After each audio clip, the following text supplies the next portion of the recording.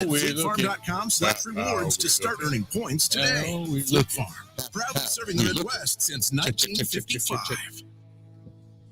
Here we go, people.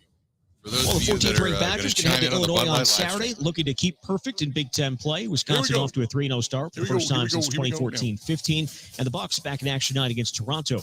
With this Wisconsin Sports Zone Network update, I'm Zach Heil. Are you ready for some football? He talks green and gold. This is the Huddle with Bill Michaels. Good evening and welcome. We are broadcasting live. We're at the MECCA Sports Bar and Grill. We are brought to you by our friends at Bud Light, the official beer sponsor of the Bill Michaels Sports Talk Network tonight. And not a packed house tonight. Nothing going on downtown. It's kind of quiet. That's okay. You can still come in. They have a bunch of Bud Light specials going on down here tonight. They've got tchotchkes to give away, hats and shirts and koozies, all kind of good stuff. So if you want to swing in and say hi, we're perched high atop up here in the MECCA. If you want to take a peek down below, there you go. If you're watching on the Bud Light live stream, like I said, not a lot of people. There's a few tables. That's about it. It's just one of those nights. And I saw that some of the rain has kind of flipped to snow in some parts. So it's one of those nights people said, you know what, we partied a lot. We're going to hang. So if you want to come down and hang, you can hang with us. Nice night, that kind of night. Packers are getting ready we're going to hear from Aaron Rodgers coming up here at the bottom of the hour. Coming up in about 10, 15 minutes, we're going to hear from Grant Bilse of the Wisco Sports Show. The top of the next hour, Mike Clemens is going to join us as he always does. We're going to take our picks, or make our picks, I should say, around the rest of the NFL. A couple of things to get into. One is the NFL. We'll talk a little bit about the decision to be made on Cincinnati and the Buffalo game from the other night. There is precedent to this, albeit a long time ago, but there is the revised codicil, if you will, in the rule book for for internal use for the NFL. I know CBS had a portion of this, or got a glimpse of this, where because of what they had to do regarding COVID, they talked about the possibility of playing a game on a Wednesday and playing another game on a weekend, but it would give an unfair advantage to the wild card teams when Cincinnati or Buffalo, whomever, who earned that home field advantage, they would then have to play 3 games within like 7 days. And it would be really an upsetting precedent, I guess, to the schedule for the postseason. So it would be somewhat of an unfair advantage. But they're going to figure that out. So we'll talk a little bit about that. The one thing I did want to talk about, I know some of you had sent me the information from earlier today. There were people talking about the conspiracy theory as to why the Green Bay Packers were put on Sunday Night Football. And it's because the league has already determined that the Packers are going to be there and this and that. And it is the biggest steaming pant load I have heard in a long time. Does the NFL want the Packers there? You bet. They want the Packers. They want the Giants. They want the Steelers. They want the Cowboys. They want the Bears. Those are 4 or 5 big ones. And you know why? Because of longevity and history and fan bases. Faithful, massive fan bases. That's it. So it would be like getting the Lakers in the NBA Finals with the Celtics, or the Yankees in Major League Baseball with the Cubs against the Cubs or against the Dodgers. It's a ratings bonanza. So are they secretly rooting for that? Yes. Okay. However, the Sunday night game was chosen because of this, and we talked a little bit about this today, and I want to see if this logic makes sense to you. So the Green Bay Packers are in a win and you're in situation. So people are going to naturally tune in for that. The Green Bay Packers are a draw. They're the only team that doesn't have a single owner. They're owned by the people. They're the smallest market in all of professional sports. They are considered the little engine that could. They've got a Hall of Fame quarterback that when he speaks in the Pat McAfee show, McAfee gets massive ratings because of it. He has been controversial. He has been outspoken. He has been, opinionated. He has been a Hall of Fame quarterback beyond belief. I mean, there are so many things that Aaron Rodgers is and has been and will be that people are fascinated with it. So it is a natural, massive draw. There's no doubt about that, okay? Now, you take into account the Detroit Lions. The Lions, could they have something to play for? Yeah, But you didn't want that game to be any other time than as the same time as the Seattle game. Why? Because Seattle, if they lose, that means the Lions have a legitimate shot at getting in the postseason. If Seattle wins, the Lions are out. And if Seattle wins, then everybody thinks, well, the Lions are just going to, kind of mail it in. They got nothing to play for, right? Wrong. What Dan Campbell has done in Detroit has made the Detroit Lions relevant, okay? Relevant. So you want the high level of confidence in the game on Sunday that the Detroit Lions are going to try and they're going to play hard. They're going to do it anyway, and here's the reason why. One, they've been kind of the media darling, if you will, the sentimental favorite for many after appearing on Hard Knocks. Two, Dan Campbell is unconventional. He's considered like the man's man, the machismo guy. Go out, kick some ass, take names later, whoop up on them. We're not quitting. We're going to dig down deep, all that kind of stuff. Two, the third thing to all of this is they're 8-8. This is going to be the first time in a long time that they have the ability to climb over 500. They're digging their way out of that basement.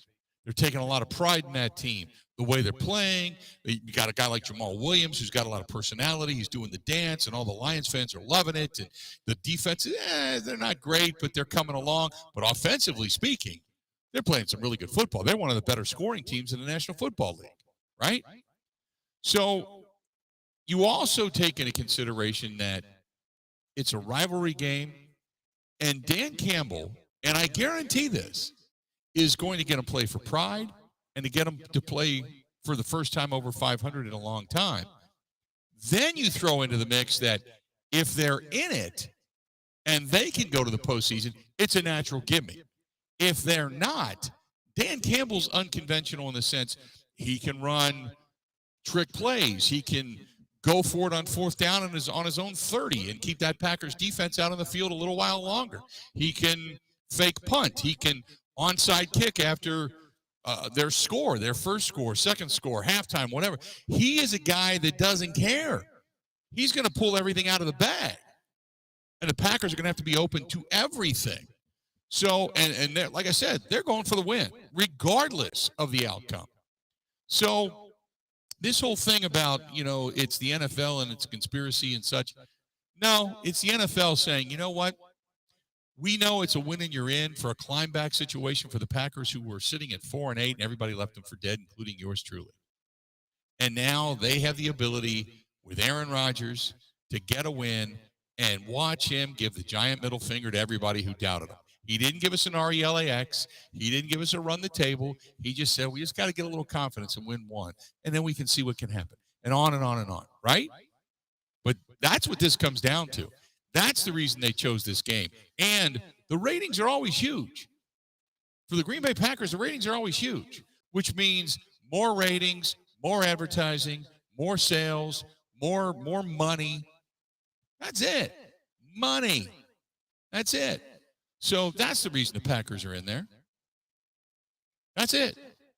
Nothing more. There's no conspiracy theory. It's not like they're saying, the Packers, we're gonna get them in. Don't worry about it. We're gonna have you. No. And because Rodgers and company played really horrible over in Detroit, this is kind of a revenge game. Can the Packers battle back after everything they went through? Watch the story unfold before your very eyes. That's what this is all about. So the whole thing about the conspiracy theory and the Packers and all these fans upset and mad. Why is it not Tennessee and Jacksonville? Tennessee and Jacksonville have a standalone game on Saturday night. They got it. But people think Sunday night, and for the most part, they're true. Sunday night football has become, back in the day, it was Monday night. You wanted to be in the standalone game on Monday night. I think Sunday night now has become the marquee game for the NFL for the most part. Once it went to ESPN, it faded. It just did. It faded. The prestige of Monday night faded away. It went to Sunday night. And that's where the standalone game is now. So I don't think that the Packers are destined for the postseason. I think the Packers can win. I think the Packers, after rewatching that game against the Lions this morning and last night, I watched the Packers throw that game away. I watched turnovers in the red zone when they had moved the football. I watched the defense that played pretty well, and they should have won the game, and they didn't. So I'm thinking the Packers got to be coming into this game with confidence. They've obviously been playing good football. The defense is flying around, creating turnovers, but Jared Goff doesn't turn it over. The only difference is Jared Goff doesn't turn it over, but their defense allows over 5.5 yards a rush, 4.5 yards a rush, and even more so out of shotgun, as we talked about earlier today. So this is a matchup of which team doesn't make a mistake, which team doesn't turn the ball over, and which defense stands true. And I think at this point in time, dare I say it, I think the Packers defense is better. Is better than where they were. So when we do our picks tonight, you'll see what we think. But I think that's it. I don't think there's any conspiracy theory here to all of this. And I think people that buy into that, I think you're looking for a reason to try to figure out why the Packers would win. Maybe you didn't believe the Packers could even be in this position to begin with. But we all saw what they did to Kirk Cousins. We saw what they did to Justin Fields at the end of that game in the fourth quarter and how the Packers finally put some drives together. We saw what this team did a couple of weeks ago against Miami. We saw them play solid football. Now, whether they should have won, couldn't have won, didn't deserve to win, did deserve whatever, that's up for speculation, but they won. They won. They did what many people didn't think they could do, and they're sitting here today saying all we got to do is win and we're in. And that's compelling television. That's it. Let's do this. We're going to step away. We're going to take a quick break. We'll come back. Grant Bilse of the Wisco Sports Show is going to join us. And we are broadcasting live down here at the MECCA Sports Bar and Grill, downtown, right across from the Fiserv Forum in the Deer District. As a matter of fact, they just took down the Jack Daniels, the barrel tree today. So that's gone. But the Fiserv is kind of silent tonight. Bucks are on the road taking on Toronto. So plenty of parking, plenty of opportunities. Come on in. Enjoy yourself a Bud Light. Enjoy yourself some of the chances at some of the tchotchkes, the hats, the shirts, the koozies, all kinds of other stuff that they have down here tonight. Stop on by and say hi. More of the Bill Michaels Huddle brought to you by Bud Light, and it's coming up next. This is the Huddle with Bill Michaels on the Wisconsin Sports Zone Network.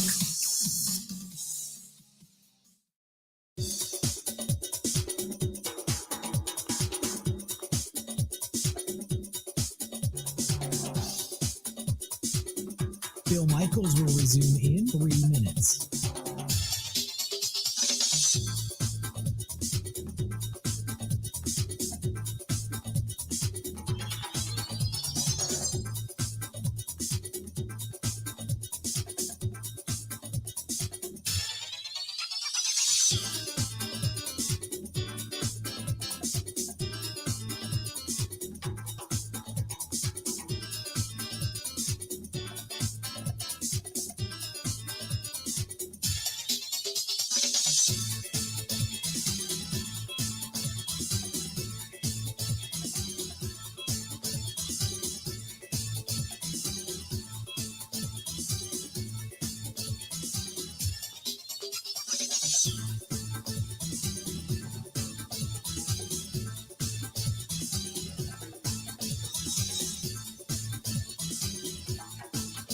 Bill Michaels will resume in 2 minutes.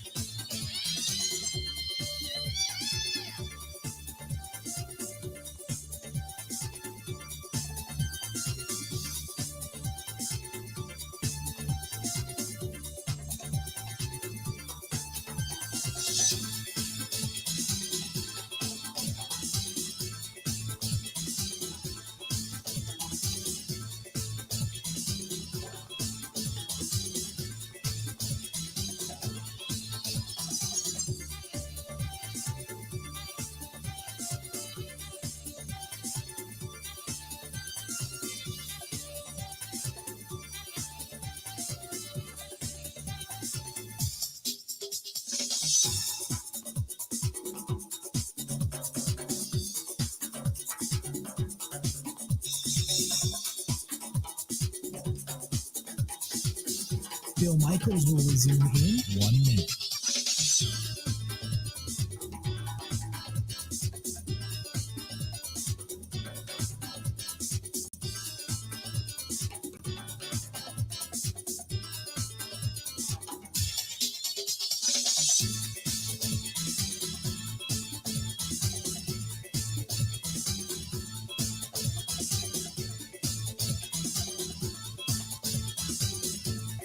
Bill Michaels will resume in 30 seconds.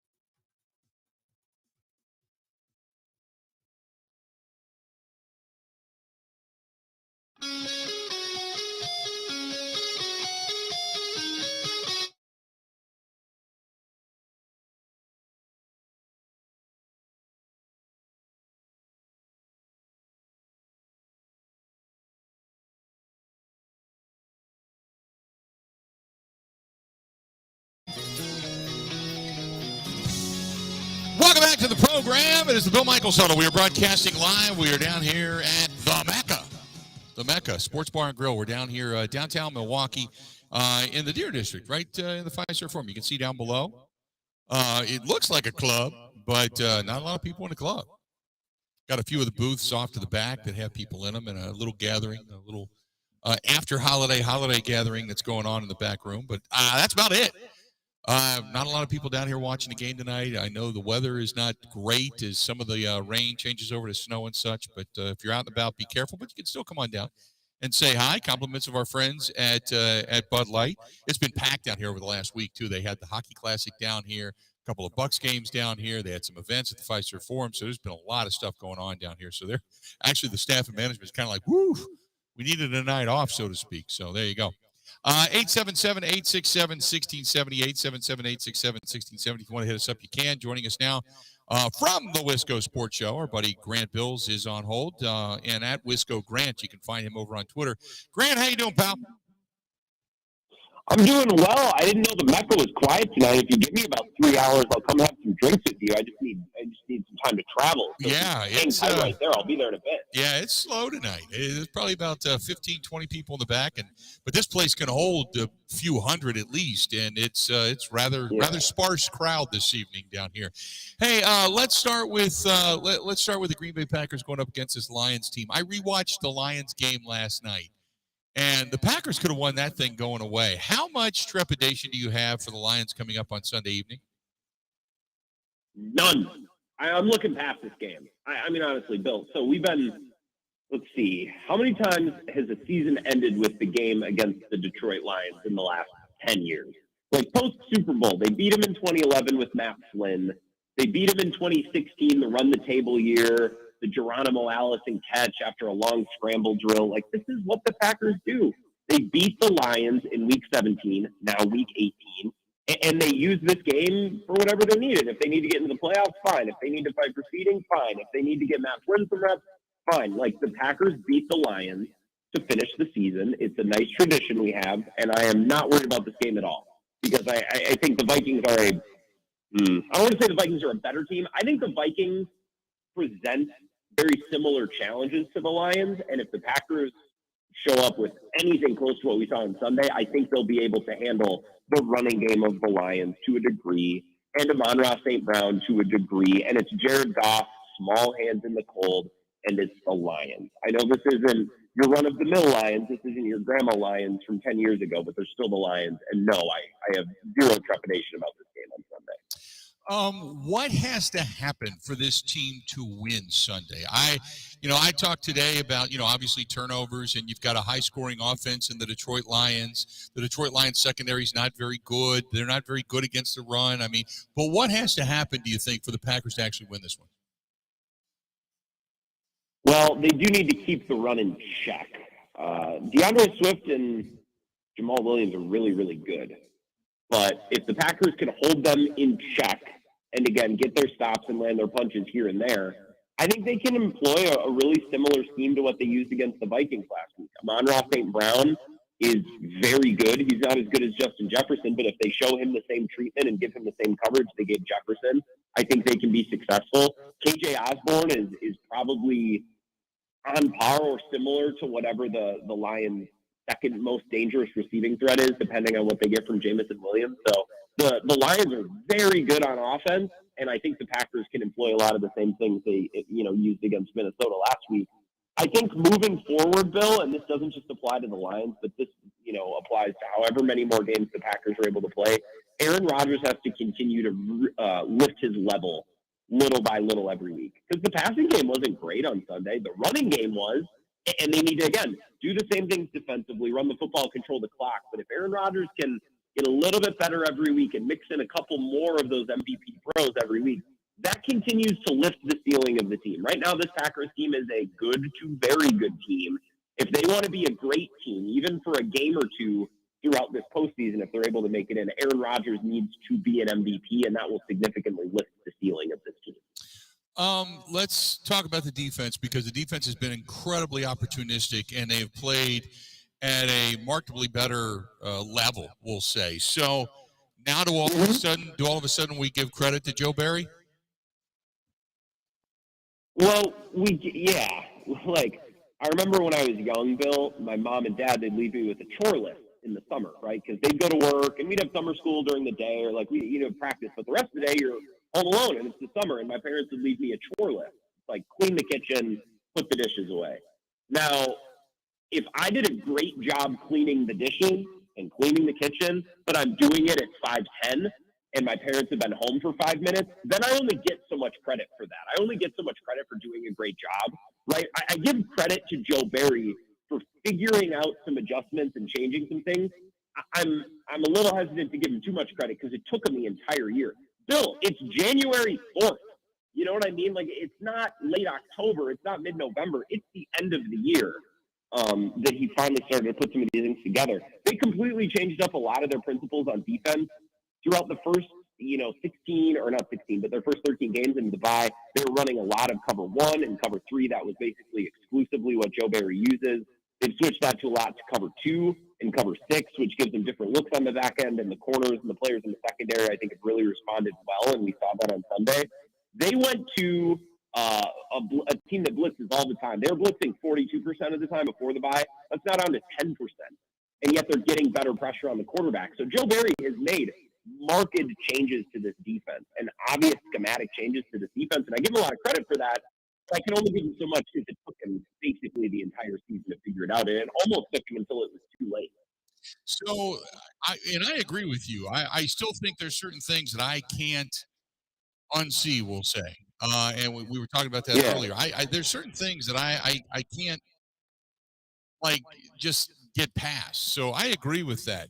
I also look at what Mike Clemens said on Sunday, that guys suddenly started talking. They're texting. They're in groups. They're not individual groups where it's linebackers and then safeties, and then, they're all together as a group. And it's like it just all of a sudden the communication just clicked and the intensity just clicked. And I'm thinking to myself, where in the hell have these guys been all season long? You know what I mean?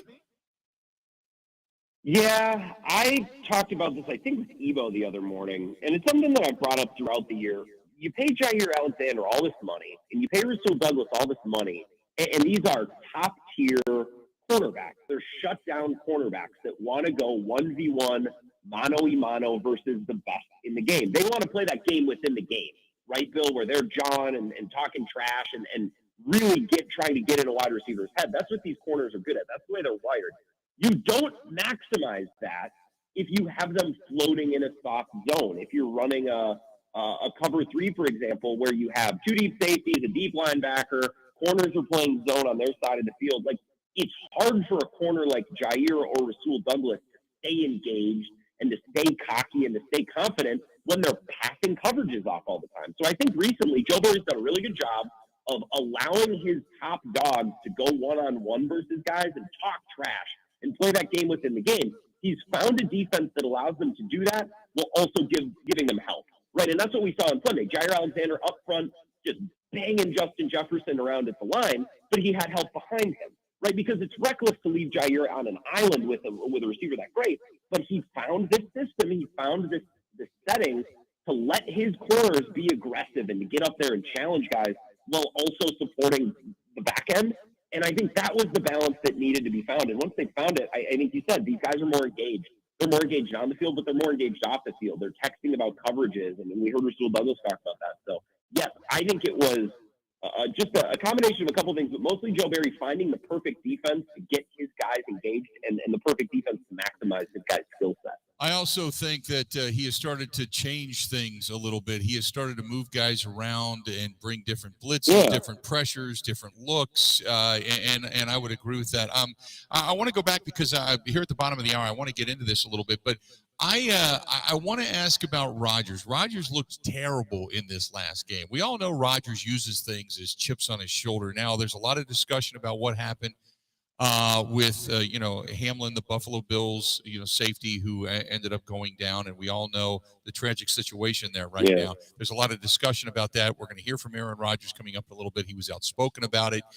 But Rodgers uses things to motivate. How much do you think this last contest that he had he just looked so poor? How much do you think he uses to motivate him to come back and play in this one? Or is this just strictly about, hey, this is postseason, so I don't even need to worry about what I did last time or kind of, have a better showing this time? This, to me, I still think he's got a little bit of that because he's got a memory like an elephant, man. I still think there's a little bit of what happened to me last time and what I did last time I need to shake off.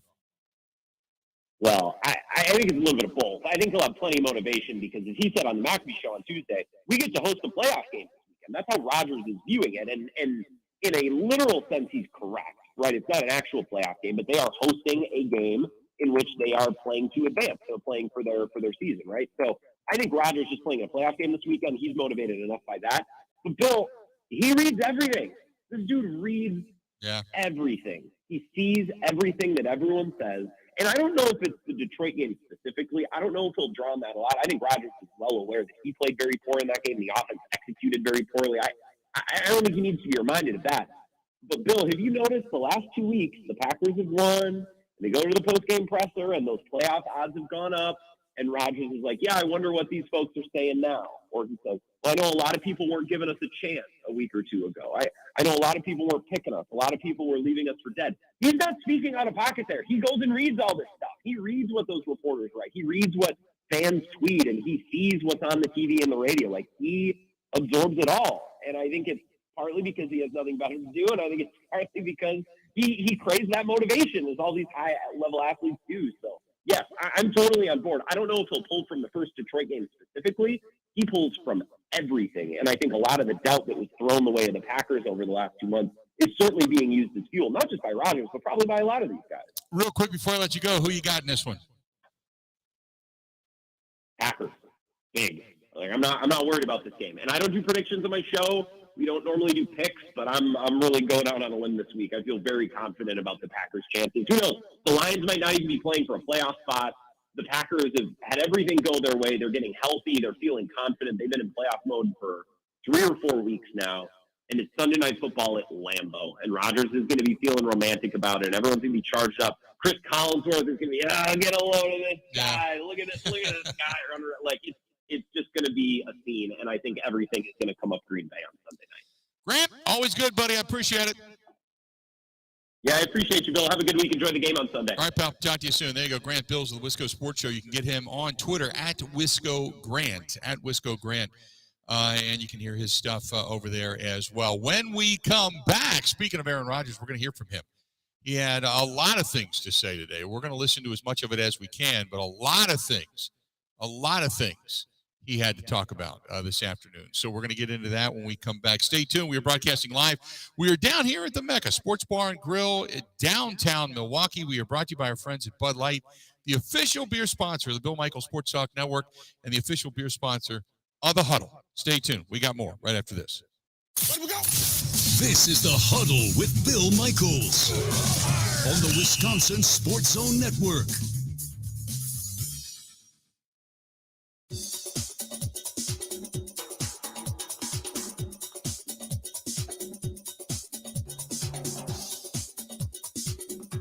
Bill Michaels will resume in 5 minutes.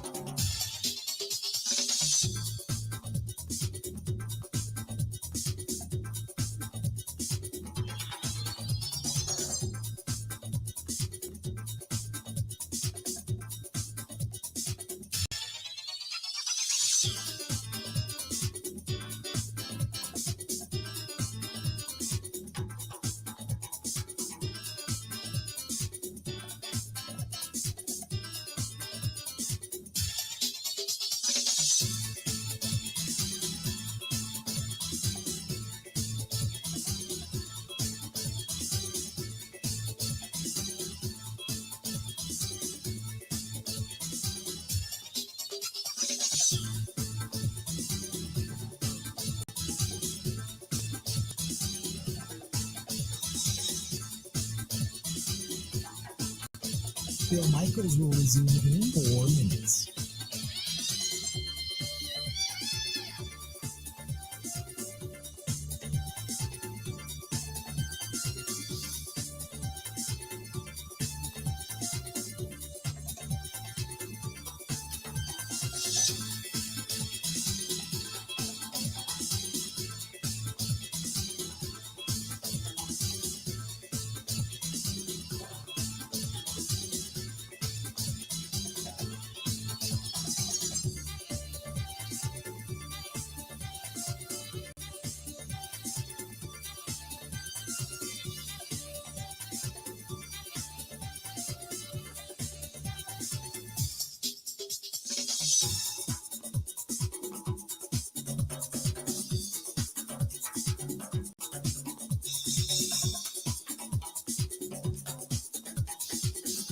Bill Michaels will resume in 3 minutes.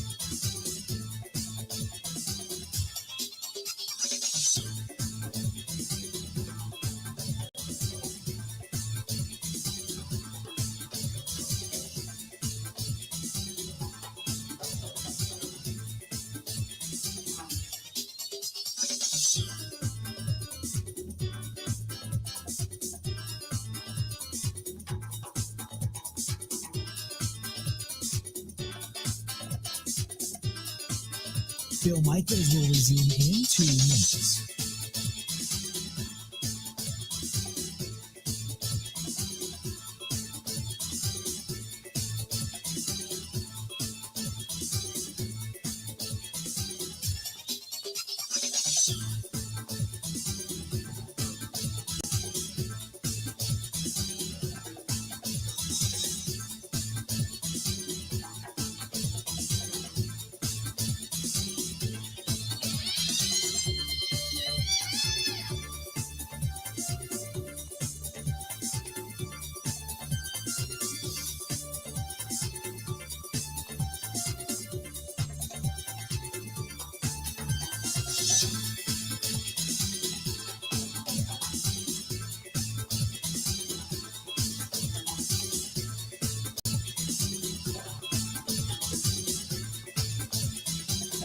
Bill Michaels will resume in 1 minute.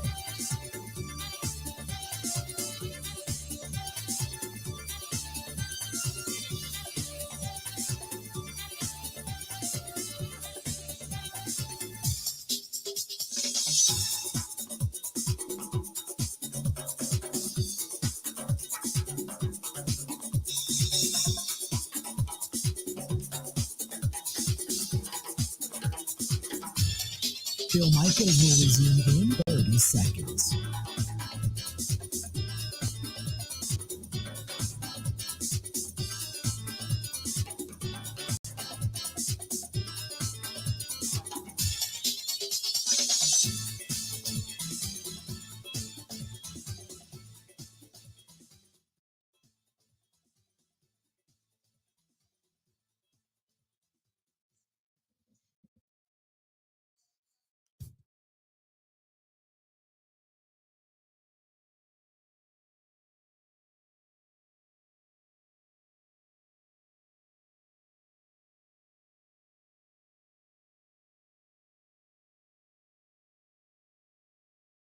At the MECCA in the Deer District, right across the street from the, or right across the plaza from the Fiserv Forum, down here tonight. Bucks on the road, taking on Toronto in Toronto. But we are here, and you got a little bit of snow flying outside. That's okay. It's a nice, calm night. Come on by and say hello. And you've got Bud Light specials going on right now. You've got some tchotchkes, some hats, some shirts, koozies, beads. I don't know what else they're giving away tonight. I'm giving away all kinds of stuff, especially to the people that are down there in the back room. And a few of the people that lingering down below, as you can see, if you're watching on the Bud Light live stream. But Aaron Rodgers, he addressed the media today. Had a lot to talk about, so I want to get into this as much of this as we can. Here's Aaron Rodgers talking to the media. You're pretty eloquent yesterday. It's better place mentally. What's happening? There's been some conversations in here that I think help you cope a little bit better. I've texted with Josh, so checking on him makes me feel better. But I haven't seen any new updates, so there's like an update. I think. I'm still a little shook up by it. You don't want us to get here. I don't know what to ask. Yeah, no, I mean, look, I know it's tough for you guys too, because anytime there's something like this, you don't want to gloss over it. It's obviously on our minds, all of us, but we're also, creatures of habit. This is our job. We have to deal with adversity all the time. So I welcome any question about Detroit, any question about DeMar, any question about any of the way it was handled, any of it. Well, okay, one more thing. 50 years ago, a Lions player who actually had heart problems collapsed. And as a result of that, they started having ambulances at the stadiums, which probably helped out the fans. And you got to also think that those EMTs, they saved his life. So at least, can the league get better at doing this in terms of player safety and all that from these experiences? Yes, of course. Whoever said 5 minutes should have their job evaluated, I think. Look, I think from the negotiations that happened a few years ago, it's pretty evident that the league talks about player safety, but they added an extra game that was all about money. It had nothing to do with player safety. Now, there were a few things added in for former players, but this was a black eye for the league, and got to do better next time. On Sunday, would you rather have it pushed back? All the emotions, all the teams are feeling this. Yeah, it just depends on how everybody's feeling. I think we'll all be ready come Sunday. There's a lot to play for, but out of respect for DeMar and the Bills and the Bengals, whatever the league decides, we'll be on board with.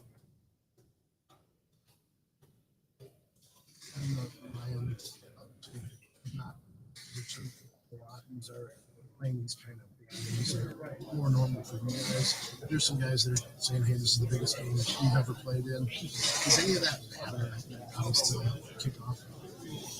No, I think it matters in the lead up. It matters how people deal with that. We've played in some pretty big games over the years, and at the same time, it's a young league. Not a lot of guys in here have been a part of those big games. There's a smattering of guys for sure, but there's always new guys that got to feel what that pressure feels like of a true win and in, lose and go home scenario. And we've had, a couple of these over the years against the Lions. We had one in 2016.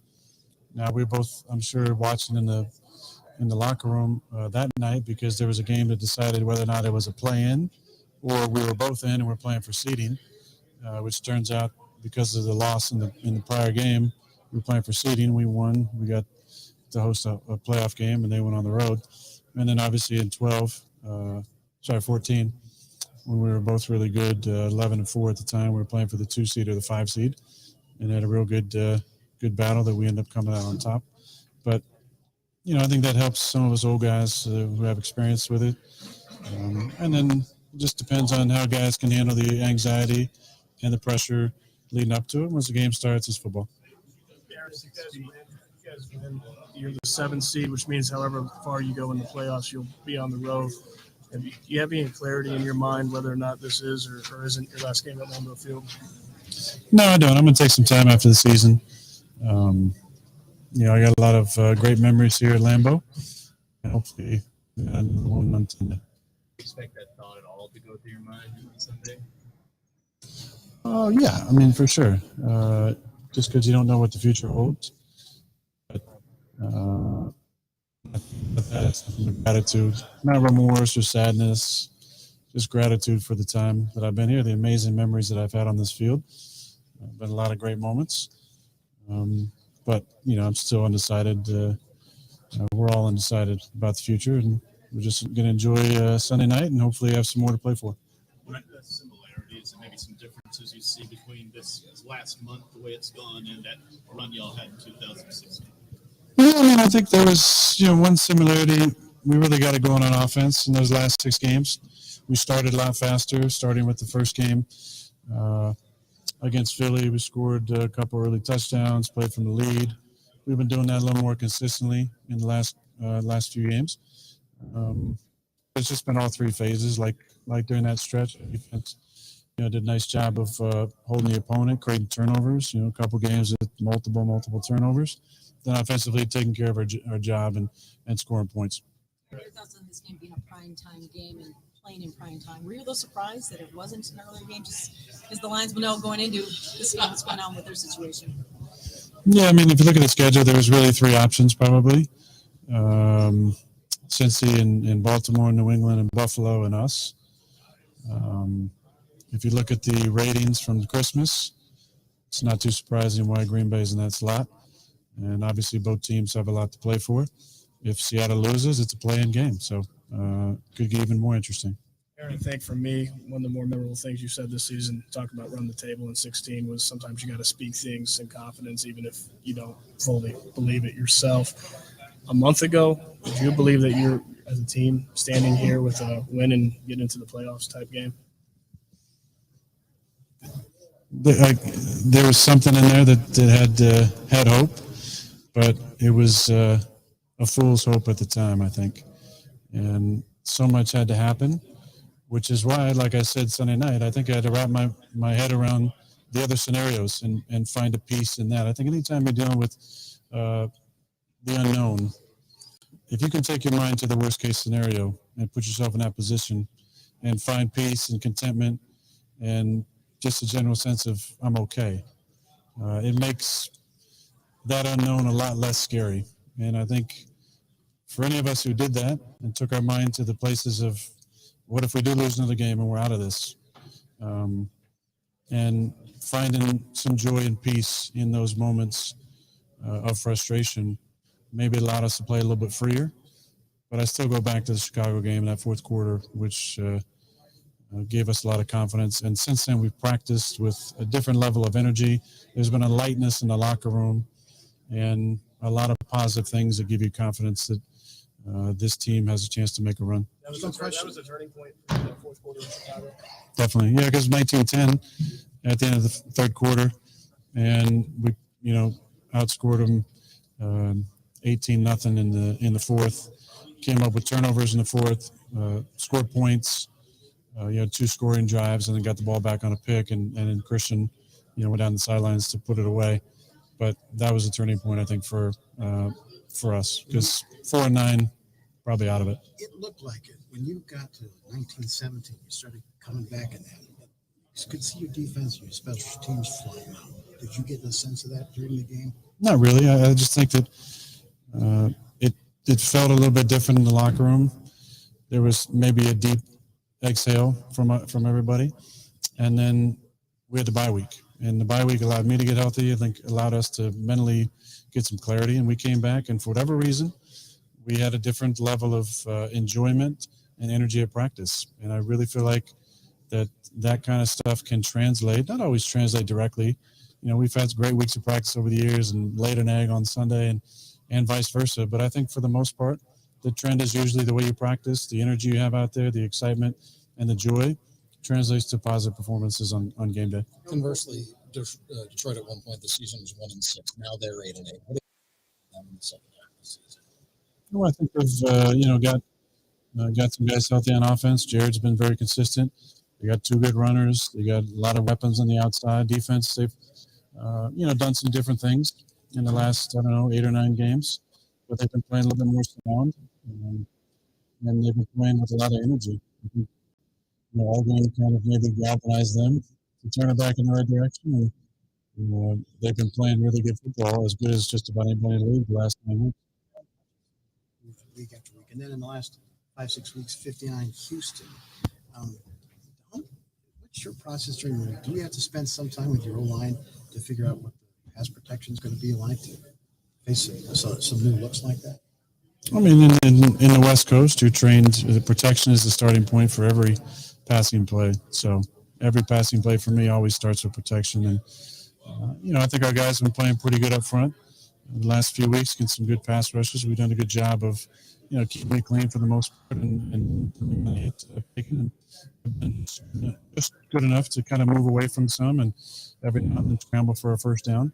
But the protection, I think, has been obviously when Dave's in there, it's different. And the way Elton's settled in left guard, and I've talked a lot about John at right guard and Josh at center, and then both guys who played right tackle last week have been solid for us. You mentioned you guys have been great at turnover margin during this run right now. When you look back at the first meeting that played a big role, how much has that been emphasized this week? And looking back, how much do you think it makes a difference if that changes? No, I mean, it makes a huge difference, but it's emphasized every single week. It's one of those dead horse stats that's always getting beaten up every single week. It's like, yeah, we get it. The turnover margin equates to victories usually, and here's the stats. You're even, it's this. You're +1, it's 80%, 70% win. +2 is 80% win, whatever. But yeah, I mean that's a part of football. And when our defense gets 4 turnovers and we don't turn it over, we're going to win a lot of those games. And they've been doing a great job. Obviously, the end of the last 5 quarters, they've had 7 turnovers. That's pretty impressive stuff. We should win all those games. You're talking about anxiety with Detroit a minute ago. Yeah. How do you handle big games? Do you feel in a big game? Do you feel different? And if so, how do you handle that? If you're going into a game or just as that game's ready to start? That's a good question, Bill. I try and just prepare the same way. So, regardless of the circumstances, who we're playing, what personnel they got, what the records are, what the time and the schedule, it's all got to be the same preparation. So that allows me to kind of stay in the moment and not obviously make it too big. Now, it's a learned process. When I was, playing in the Super Bowl, I was super nervous. And I think that's probably the case for most people. But throughout that run, we hadn't won a playoff game yet. Went to Philly and won a playoff game. Then we're playing the #1 seed.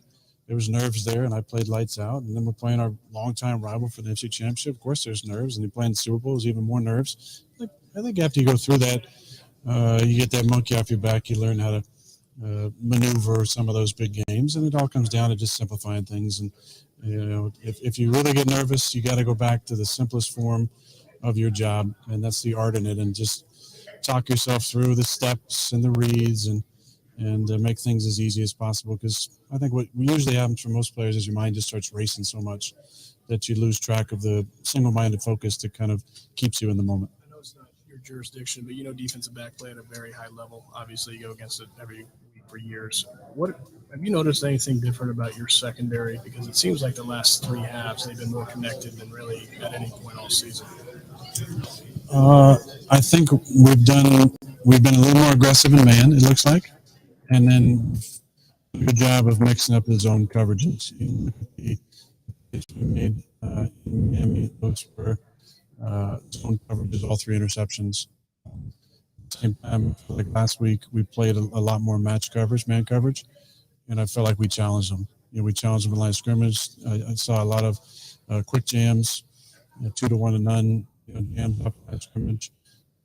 We were a little more aggressive, and that fits our mindset a little bit more. There may have been times early in the season where it seemed like we were playing a little bit loose, and whatever adjustment was made, or maybe it's just a change from Ja or Poole or those guys putting their heads together, but it seems like we've been a little bit more aggressive.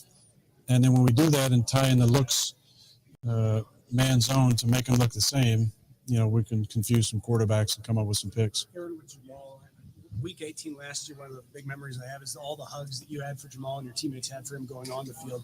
When you look at a game like this, is it going to be game face from the start, or is there still time for that friendship to have its place before the game? Well, I'm a hugger, so if I see Jamal, I'm giving him a hug, man. I love Jamal. He's one of my all-time favorite teammates. He is one of the happiest teammates we've ever had, one of the greatest guys in the locker room that I've been able to work with. Not just an absolute tough guy and a stud on the field, but a great, interesting person off the field with all his various interests, and phenomenal interview as well. I will always be a huge Jamal fan and love the opportunity to work with him for a few years, because everywhere he goes, he changes people for the better. There you go. That was Aaron Rodgers. Long presser today, and it continues on. But a lot of things to kind of talk about. He did bring up a scenario and say, I want to take a lot of time at the end of the season to think about it. And talked about Sunday night could possibly, here we go again, be his last game at Lambeau Field as a Green Bay Packer. I don't want to think about it. I don't want to go there. I just want to enjoy the night. We're going to go ahead and take a quick break. We are broadcasting live at the MECCA. We're down here in the Deer District. If you want to swing by and say hello, we are brought to you by our friends at Bud Light, the official beer sponsor of the Bill Michaels Sports Talk Network. We're going to be back right after this. This is the Huddle with Bill Michaels on the Wisconsin Sports Zone Network.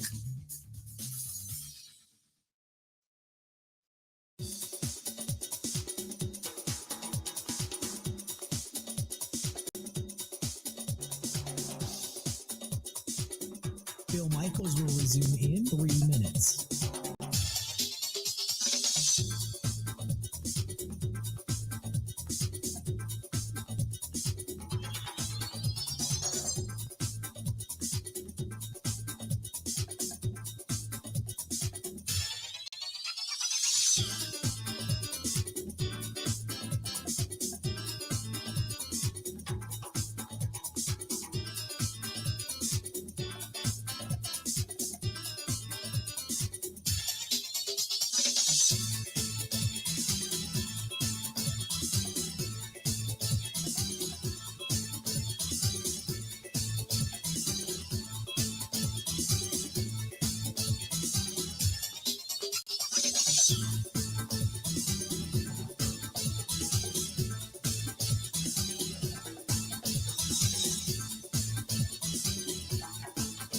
Bill Michaels will resume in 2 minutes.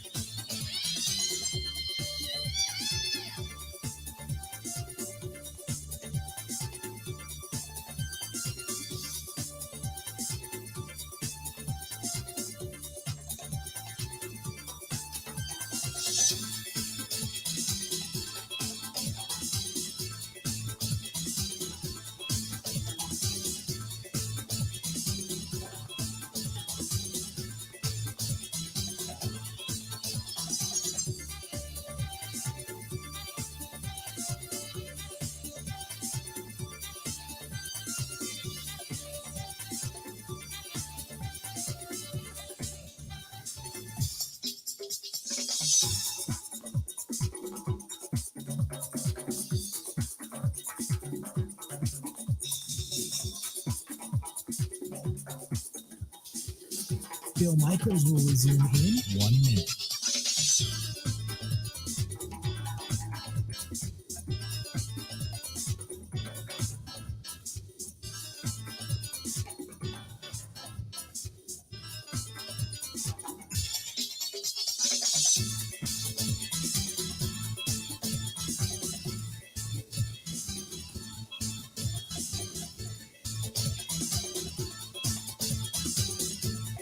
Bill Michaels will resume in 30 seconds.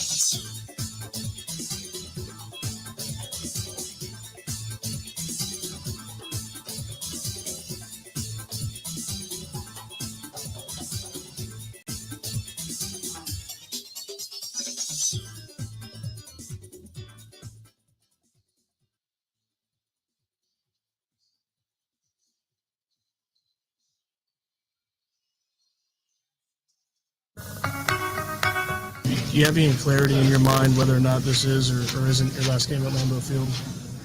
No, I don't. I'm going to take some time after the season. I got a lot of great memories here at Lambeau, and hopefully can add another one on Sunday. Welcome back to the program, the Bill Michaels Huddle, brought to you by our friends at Bud Light. We are live. We're at the MECCA Sports Bar and Grill here in the Deer District, and brought to you by Bud Light tonight. So that was, I got to be honest, it was not even something I was thinking of. I was listening to Aaron Rodgers talk about, whoever made the 5-minute decision with the NFL on Monday night, their job should be in jeopardy, or something to that effect. I don't want to quote him. I'm more paraphrasing. and a lot of different things regarding the emotion coming into Sunday night and the press forward to make it to the postseason. Got to admit, it never dawned on me that Aaron Rodgers wouldn't be back with the Green Bay Packers next year. But here we go.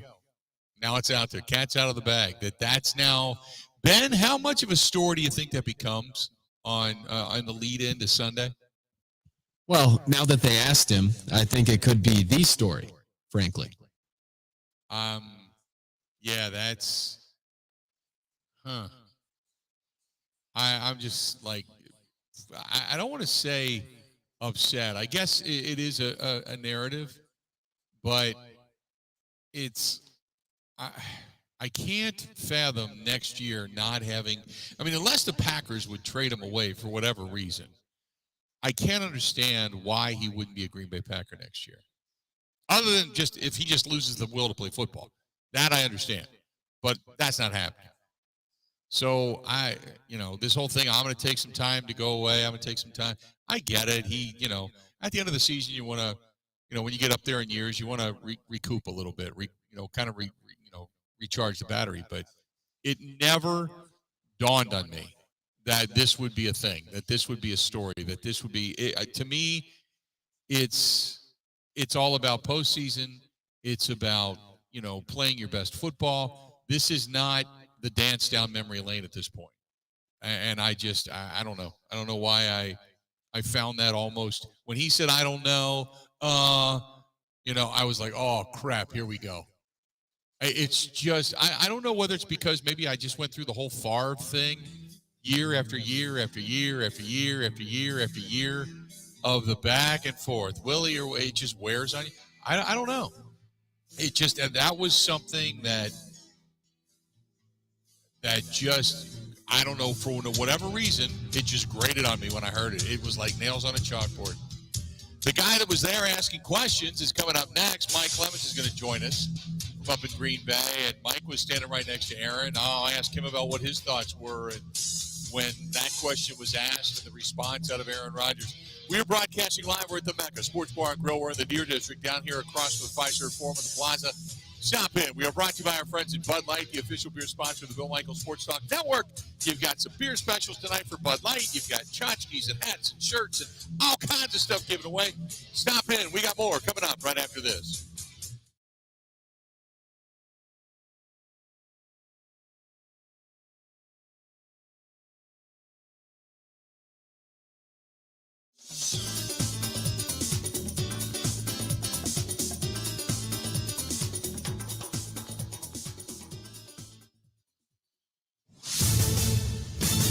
This is a Wisconsin Sports Zone update. Well, Aaron Rodgers was the only player on the active roster not to take part in practice today for the Packers. The veteran quarterback was given the day off for rest as he nurses a couple of different injuries, but he will be out on the field on Sunday when the Packers host the Lions in a massive game that will determine whether they make the playoffs or not.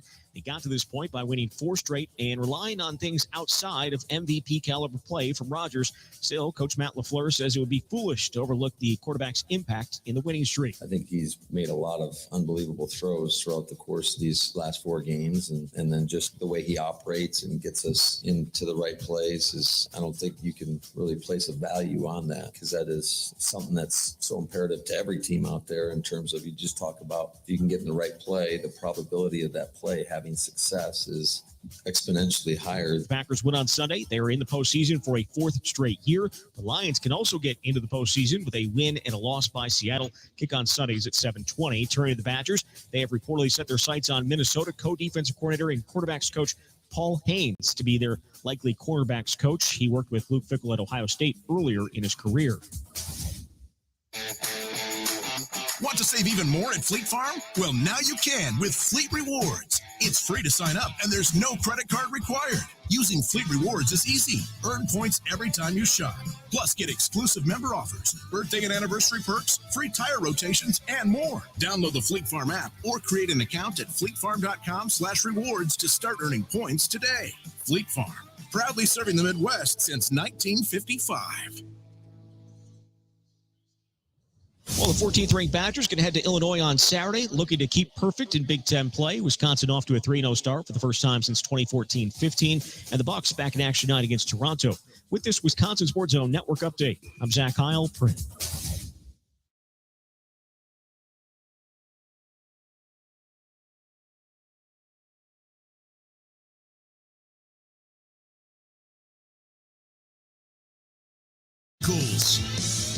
Welcome back. We are broadcasting live. We're at the MECCA Sports Bar and Grill down here in the Deer District across from the Fiserv Forum, which is just over the way on the big screen here tonight. You've got the Bucs. They're in Toronto taking on the Raptors this evening. So no Bucs crowd down here tonight. Just a little bit smaller crowd. Some people coming in, enjoying some Bucs basketball, some Bud Light specials going on tonight, some tchotchkes they're giving away down here. So good to have you down here on site this evening. Joining us now over on the hotline, the guy that was asking some of those questions to Aaron Rodgers, as you heard in the last hour, Mike Clemens standing by. Michael, how you doing, man? I'm fine. I'm good. And I maybe I'm going to go into the places that I shouldn't go, just in terms of a person who covers a team in the NFL and tries to tell fans, how these guys are reacting to things and trying to win football games and everything. I was sort of monitoring the Monday Night Football game, but actually working on some things for our shows, and it wasn't until I got a ping on my phone that was directly from the NFL that was doing a very good job of trying to contact everybody. We've got a serious crisis on our hands in Cincinnati, and this is what the league is doing at this time to try and get that word out that I've started paying more attention to, what Joe and Troy were trying to do in terms of assess the situation. And then they went back to Scott Van Pelt, who was anchoring there on ESPN about, Damar Hamlin's situation. And, to me, the NFL football games are no different than people who go to the track and watch guys race at 200 miles an hour. People are going to get hurt. And they get highly paid for it, and they prepare for it. But you can't hold these guys back. And they're competitors. And, I get frustrated. I'm not defending anybody or anything. Just the fact is I see fans. I see people in the media. I see former players. I see everybody piling on with these opinions that they held before Damar even got hurt. About, the league doesn't do this, and they don't do this, and the media is doing this, and it brings in all this other crap that's got nothing to do with what happened. Here's a young man who took a 1 in a million shot, and it brought on cardiac arrest, which is different than a heart attack. And that also, we don't know, there's going to have to be all kinds of investigations and reviews and to figure out what caused this situation. And then later on, are there some solutions we can come up with? Can we change shoulder pads so there's more protection on the chest? All those kinds of things. So I've been in a frustrated state to see this stuff just all blow up again, rather than this kid died on the field. Those EMTs brought him back to life. It's because they train for this stuff. They've been working on this for years for that very situation. They train and they drill for this. They brought him back, and now we wait to find out if this young man is going to survive this traumatic event physically and all. And then always be thinking, what are better ways that we can still have guys play tackle football and have it not cost their lives? And it's for myself, it was interesting that I had to Google and find out there's only one guy in the NFL that ever died playing a game. Right. And he dropped dead of a heart attack 50 years ago and he could have had that heart attack getting on the team bus. He could have had that, sitting in a chair. He had a blockage, a blood clot in his heart that was not found by his hospital when he was having physicals. After he died, his widow sued that hospital 50 years ago for $21 million. Like, why couldn't you tell my husband, an NFL athlete, that he had a heart problem and he shouldn't be playing football? And so we learned, and what came out of all that with the Hughes and passing away on the field at 28 years old, and WJR broadcasting. I mean, They literally came out there, checked out, found he was dead, picked him up, took him off, and finished up the last minute of the game against the Chicago Bears. After that, the league said, you know what, we're never going to let that happen again. We will have an ambulance in the stadium at every NFL stadium. There will be an ambulance on hand, which prior to that they had not done before. And you know what, over the years, they've used those ambulances more to help out fans having cardiac arrest than football players. Mike, Aaron Rodgers, let's start with the conversation with Rodgers today, talking about when the NFL said, 5 minutes. And I understand players have an issue because they look at the NFL as the big bad machine that wants your money. They want to go out there and grind you. They want to add an extra game, which the players want money too. So they're not, absolved of anything here. But he said, the 5 minutes thing. Well, normally, right after the guy leaves the field, you pick up and go, okay, let's go, So I think because it was unprecedented, I think it even gave the NFL some time to go, okay, let's talk about this here. We got a few minutes. Let's talk about this because you don't have a scenario in place for this. And I thought what they did was really smart in saying, take 5 minutes and then we'll resume play. But basically, it gave McDermott and Zach Taylor the time to kind of evaluate their teams and then call the officials over and go, guys, this just isn't going to work. And then the NFL acquiesced. They're like, you know what? That's fine. You guys made that decision. You guys are there on the field. We're in New York watching this from afar. I some people are attacking the NFL. I didn't have a big problem with it. Had the NFL said, no, we got to play this game. It's got, playoff implications. That's a different story. But the NFL said, you know what, guys, we completely understand. Let's do this. Let's just get everybody off the field. Let's go home tonight, and let's worry about this at another time. Right now, let's just worry about the health of this young man. So I didn't have a big problem with it, but I guess players do.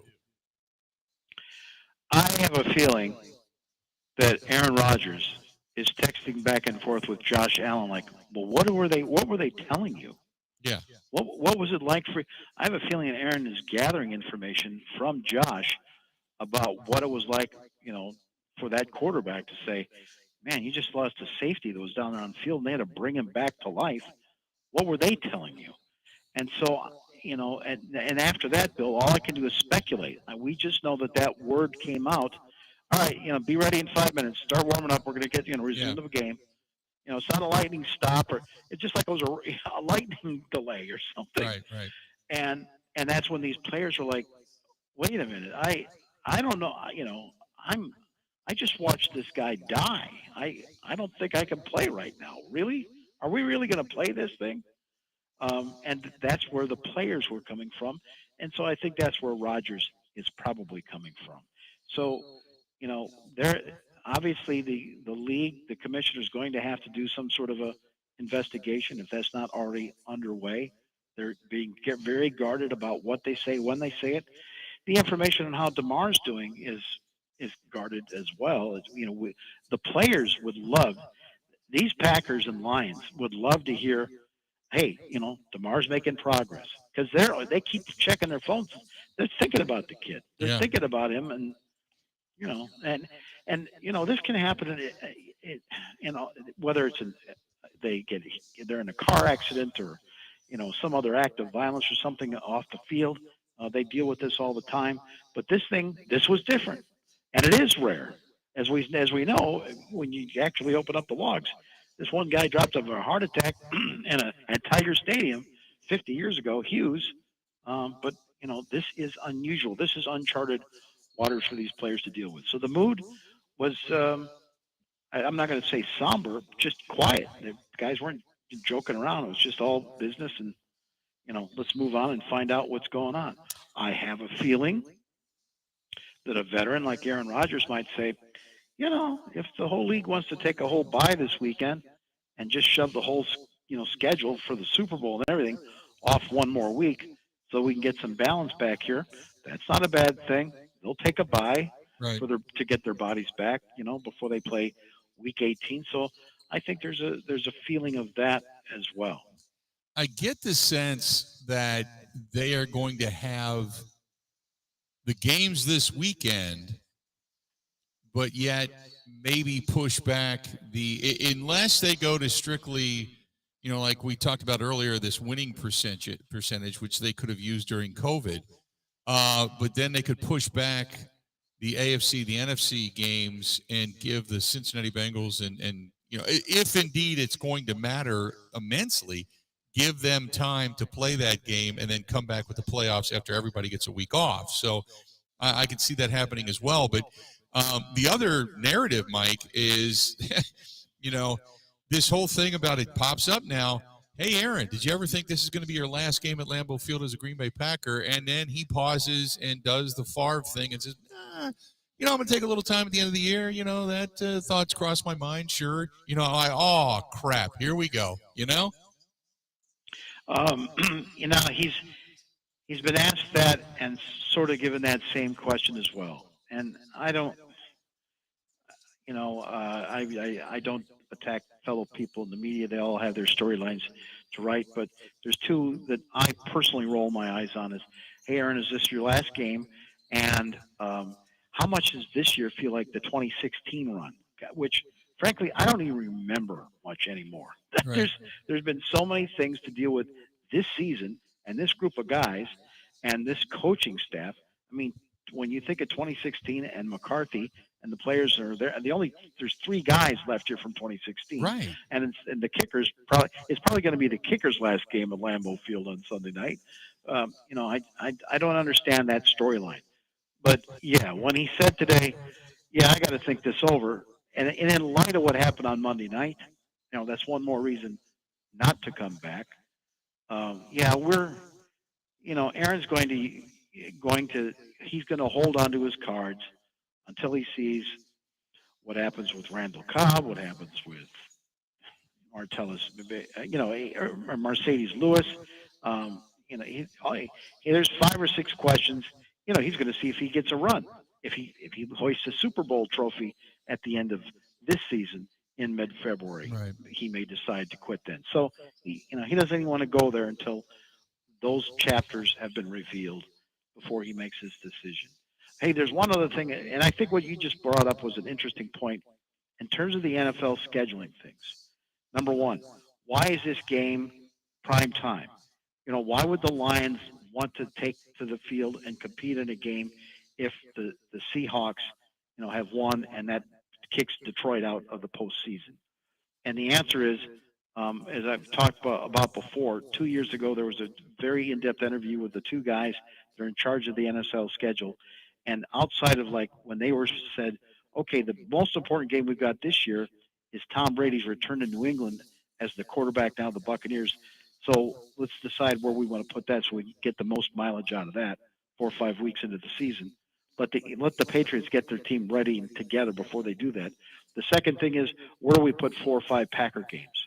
Whether it's going to be Aaron Rodgers or or Jordan Love, because the Packers are gold for the NFL in prime time, whether it's Aaron Rodgers or even the new regime. So that's why it's there. It's because the Packers. It's the Packers versus anybody Sunday night to see if Aaron Rodgers can get back in the playoffs. That's why they put it there. Hey, Mike, can you hang? Yeah. Can we take a break and then come back? I can come back. Yeah, let's do that because just one other quick thing. Go ahead. You made a great point about games and COVID. This league showed the players we can move games. Just a couple weeks ago. 7 feet of snow in Buffalo? Yeah, we can move the game. So I think this is what the players are looking for the league to do, is saying, how are you going to react about this Monday night incident and prove to us you care about player safety? What are you going to do about the Bengals and Bills game and the rest of us as we move forward? That's what they're waiting for. Yeah, no doubt. Hang in there. I want to talk a little more X's and O's when we get to this, but there's some other thoughts on this upcoming. Stay tuned. We're talking with Mike Clemens up in Green Bay and talking a lot about this contest coming up on Sunday night between the Packers and the Lions. Obviously, we're broadcasting live. We're down at the MECCA Sports Bar and Grill in the Deer District. Come on by and say hi. Still some time to come. The snow is basically stopped. Don't see it in the lights out there anymore. Come on by and say hi. Pick yourself up a Bud Light and enjoy your evening. We got more of the more of the Bill Michaels Huddle coming up next. This is the Huddle with Bill Michaels on the Wisconsin Sports Zone Network.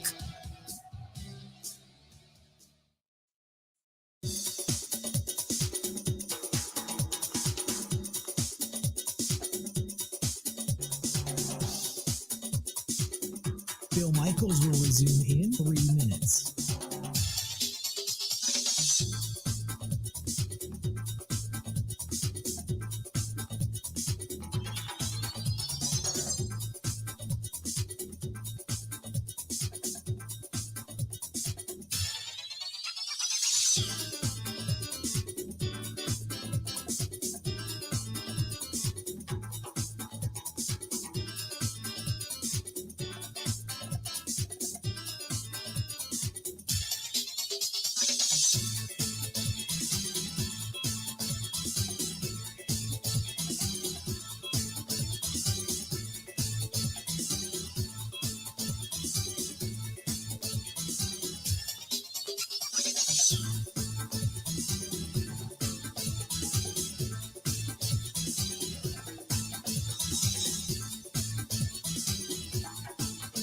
Bill Michaels will resume in 2 minutes.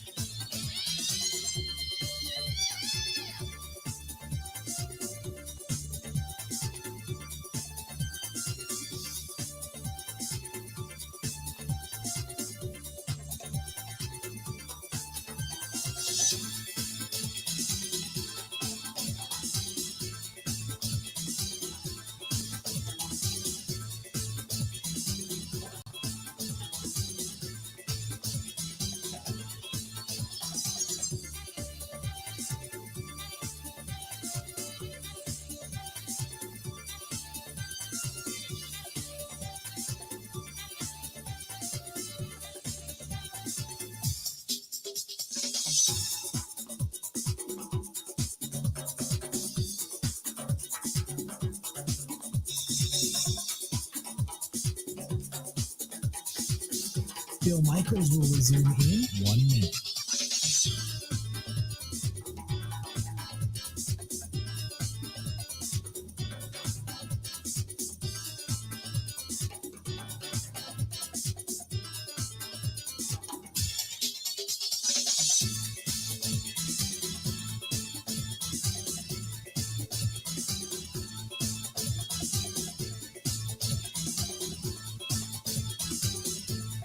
Bill Michaels will resume in 30 seconds.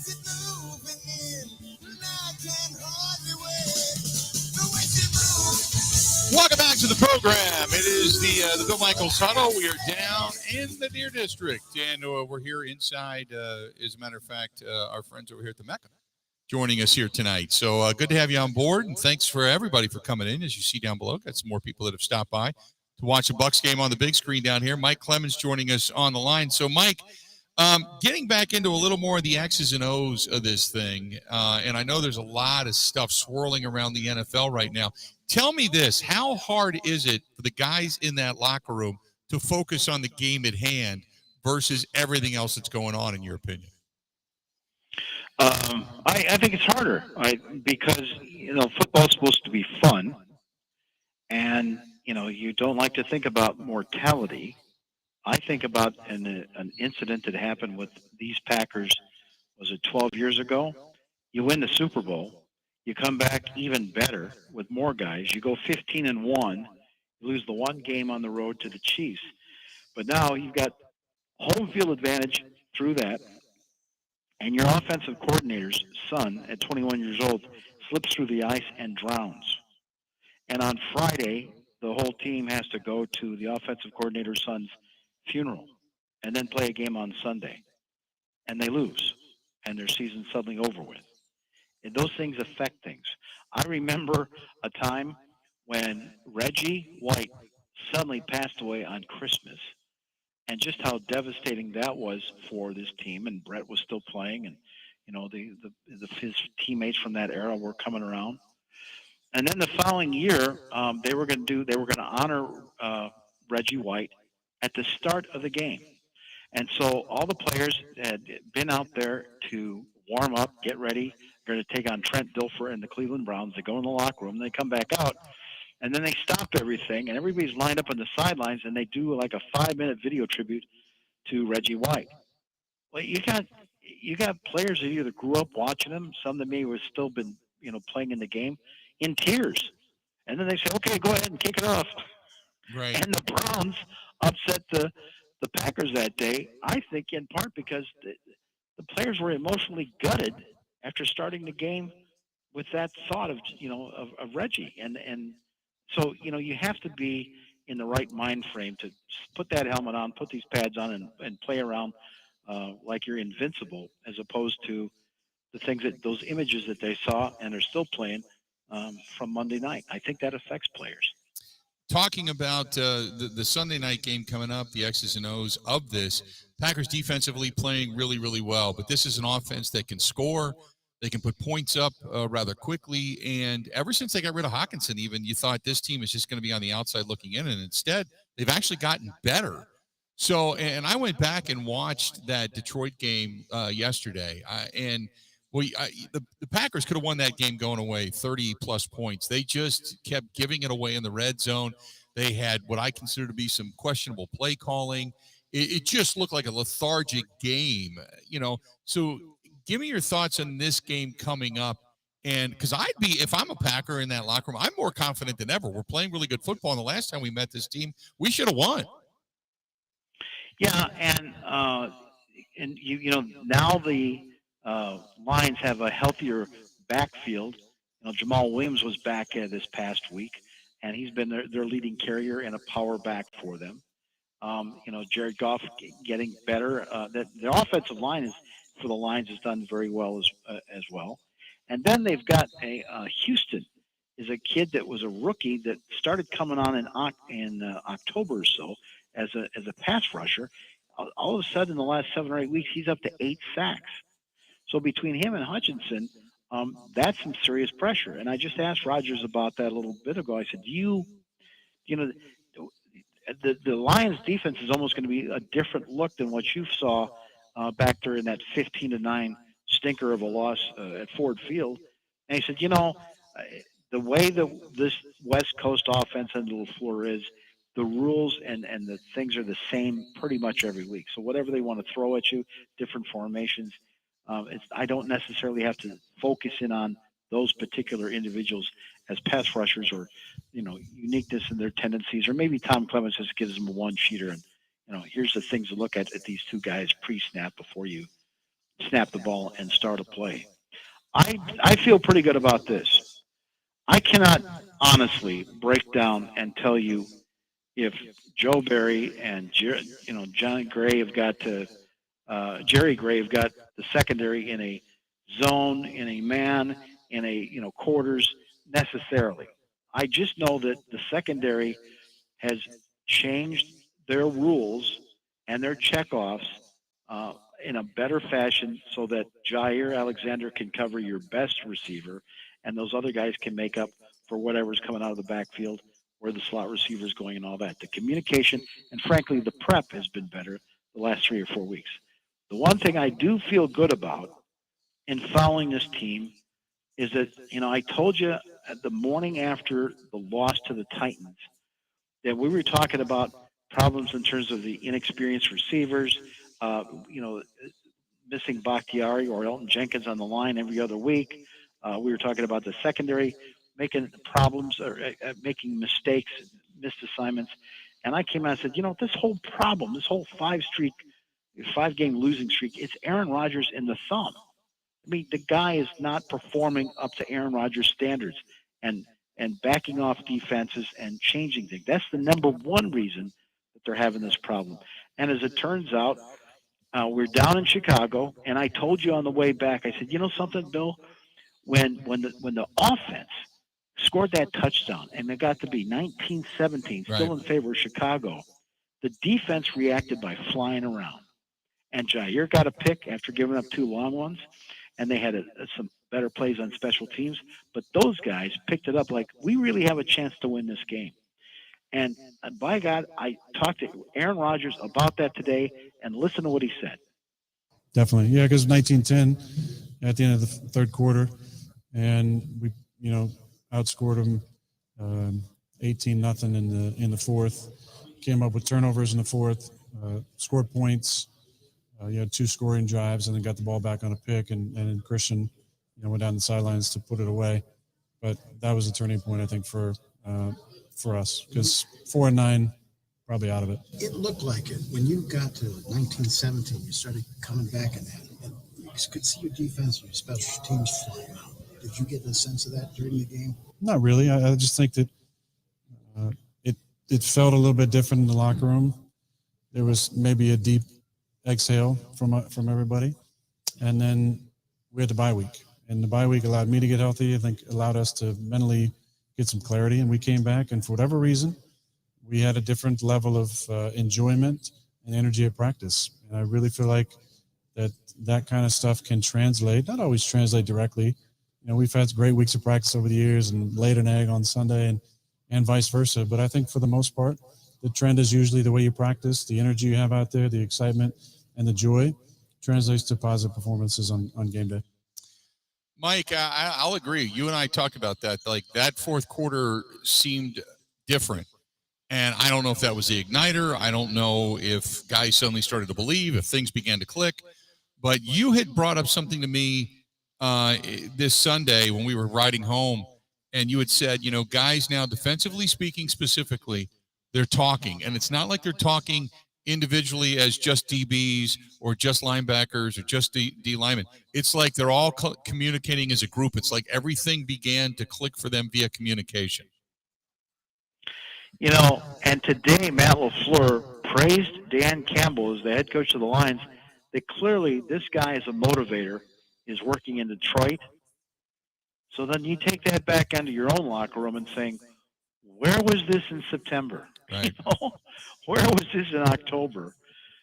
Thank God that, when their season was literally on the brink, like Rodgers just described there, somehow the switch was flipped, and these guys have bought in, and now here they are on a 4-game winning streak with a shot, to get into the postseason if they win at home in prime time on Sunday night. Better later than never, but that's something that LaFleur's got to figure out. Man, what? How did we miss this? Why isn't this working from within the locker room in terms of a leader in the locker room or the dynamics as to where was this missing when we couldn't come back in the fourth quarter against the Commanders? Yeah. Right? Yeah. Yep. No, I would agree. Mike, good stuff. You got the Packers winning in this one, you said, huh? Did I predict that? I'm just saying you said you had a good feeling about it. Last time you said it was that you felt good about the Packers. They ended up walking away with a victory over the Minnesota Vikings in almost easy fashion. I'm assuming the Packers are going to win this one, but I'll tell you what, Bill. Last week was based on the stuff I was hearing starting right at the part of Wednesday, and how those conversations of prep and just things you saw on the field and the way players were interacting, et cetera, et cetera. Today, I can't think of a better term, but today's locker room was like walking into a wake. I don't know where any of these guys are. Right. Today was a lost day. Yeah. Yeah. Well, we'll talk again on Friday, kind of see what Thursday and Friday both bring, and see, obviously, like you said, the guys are waiting for 2 things. They're waiting for the NFL to make some decisions. They're waiting to find out more about Hamlin's condition and to see if he can, pull through on this, and they can say, okay, we can breathe a little bit easier now. So I think those are 2 things that are weighing heavy right now via the league. One other quick point, because people are chattering and attacking the league and all, and there are things to attack the league about, no question about it. But one thing I thought was very interesting was, okay, so you're in the first quarter, and this traumatic event has happened, and the league has protocols on if this happens, then this happens, and all that. And one of the things that was explained to me this afternoon was, if you decided suddenly you're going to call a game in the first quarter, it's not easy to send 60,000 people home Right. when the sheriff's department isn't set up yet for the traffic. Yeah. You know? Right. I mean, that's one thing that we don't think about when it comes to stadium operations. You can't just say, okay, you guys all go home. Right. Because from where that stadium's located, you know those roads down there. There's more to this than just saying, oh, sorry, folks, the game is being called. You know, there's other things that they have to do to think of stadium and fan safety to get through those kinds of operations. I thought that was an interesting point brought up to me. No, that's something that a lot of people don't even think about. All you know is, why are we standing around? Why are we waiting so long? You're 100% correct. It does take a while to get 80,000 people, out of a venue and then safely back on the roads. And you're right, because a lot of those streets become one ways. So if you have people that are late for the game that are arriving, say, second quarter or what have you, and they're flying down a street, suddenly that's a one way, and here comes traffic at you. You're absolutely right. All those things have to be reversed, and that's the way it is. Much like up in Green Bay, that's the way it is down there in Cincinnati, because a lot of those roads become one way only, and that's in, not out. So good point. Mike, great stuff, buddy. We'll talk again on Friday, okay? Thank you, Bill. All right, pal. Talk to you soon. There you go. Great stuff from Mike Clemens. And that's one of those things we didn't really discuss, but it's true, is the actual setup going into some of these venues and the way it is. Like I said, you think about it when they start blocking off streets after a ball game up in Green Bay, certain streets you can't go back down. They become one way, and they become, out only and not in. So it is logistics as well that you have to think about. Let's do this. We're going to take a quick break. We're going to come back. We assume at this point there are going to be games this coming weekend. So we're going to get into the discussion as to picks, as Ben, Kenny, and I are going to start making our picks and what we think this weekend is going to hold. Stay tuned. We got more of the Bill Michaels Huddle, brought to you by Bud Light, coming up right after this. This is the Huddle with Bill Michaels on the Wisconsin Sports Zone Network.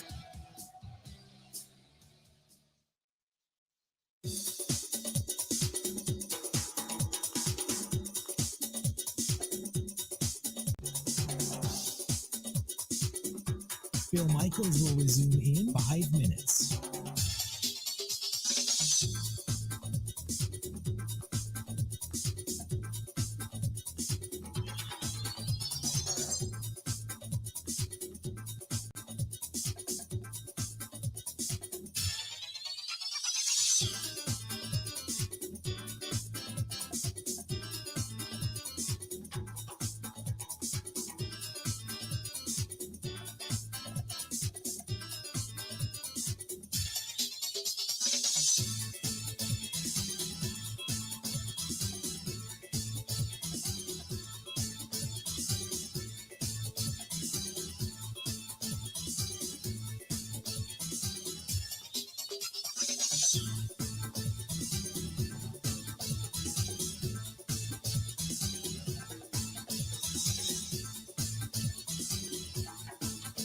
Bill Michaels will resume in 4 minutes.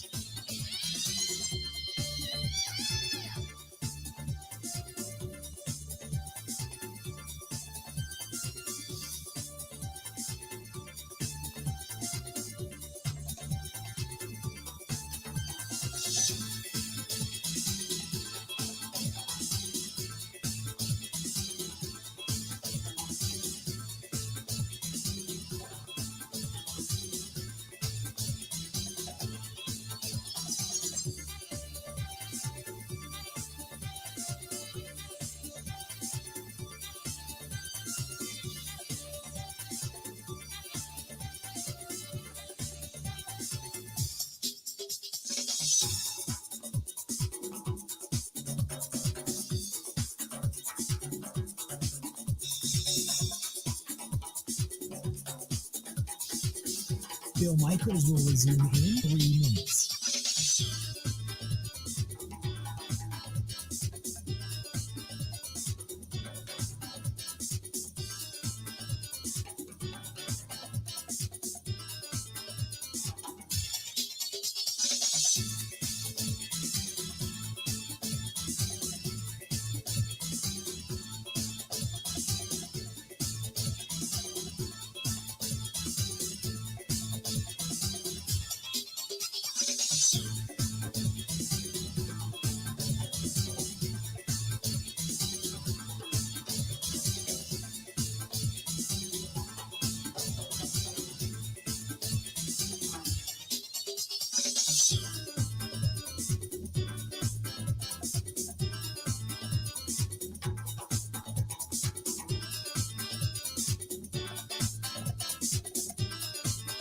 Bill Michaels will resume in 2 minutes.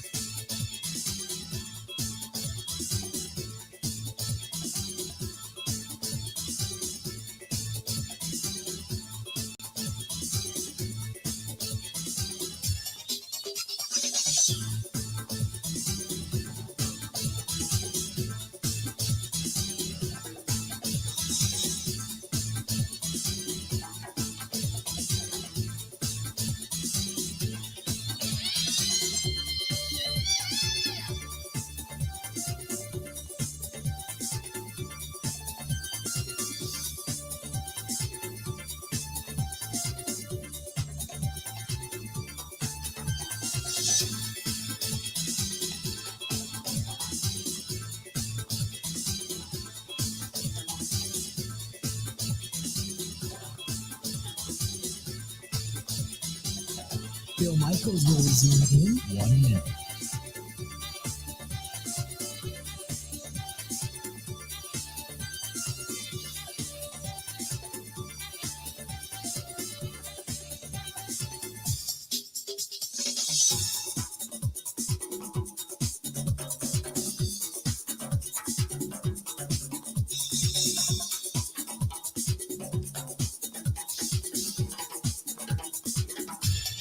Bill Michaels will resume in 30 seconds.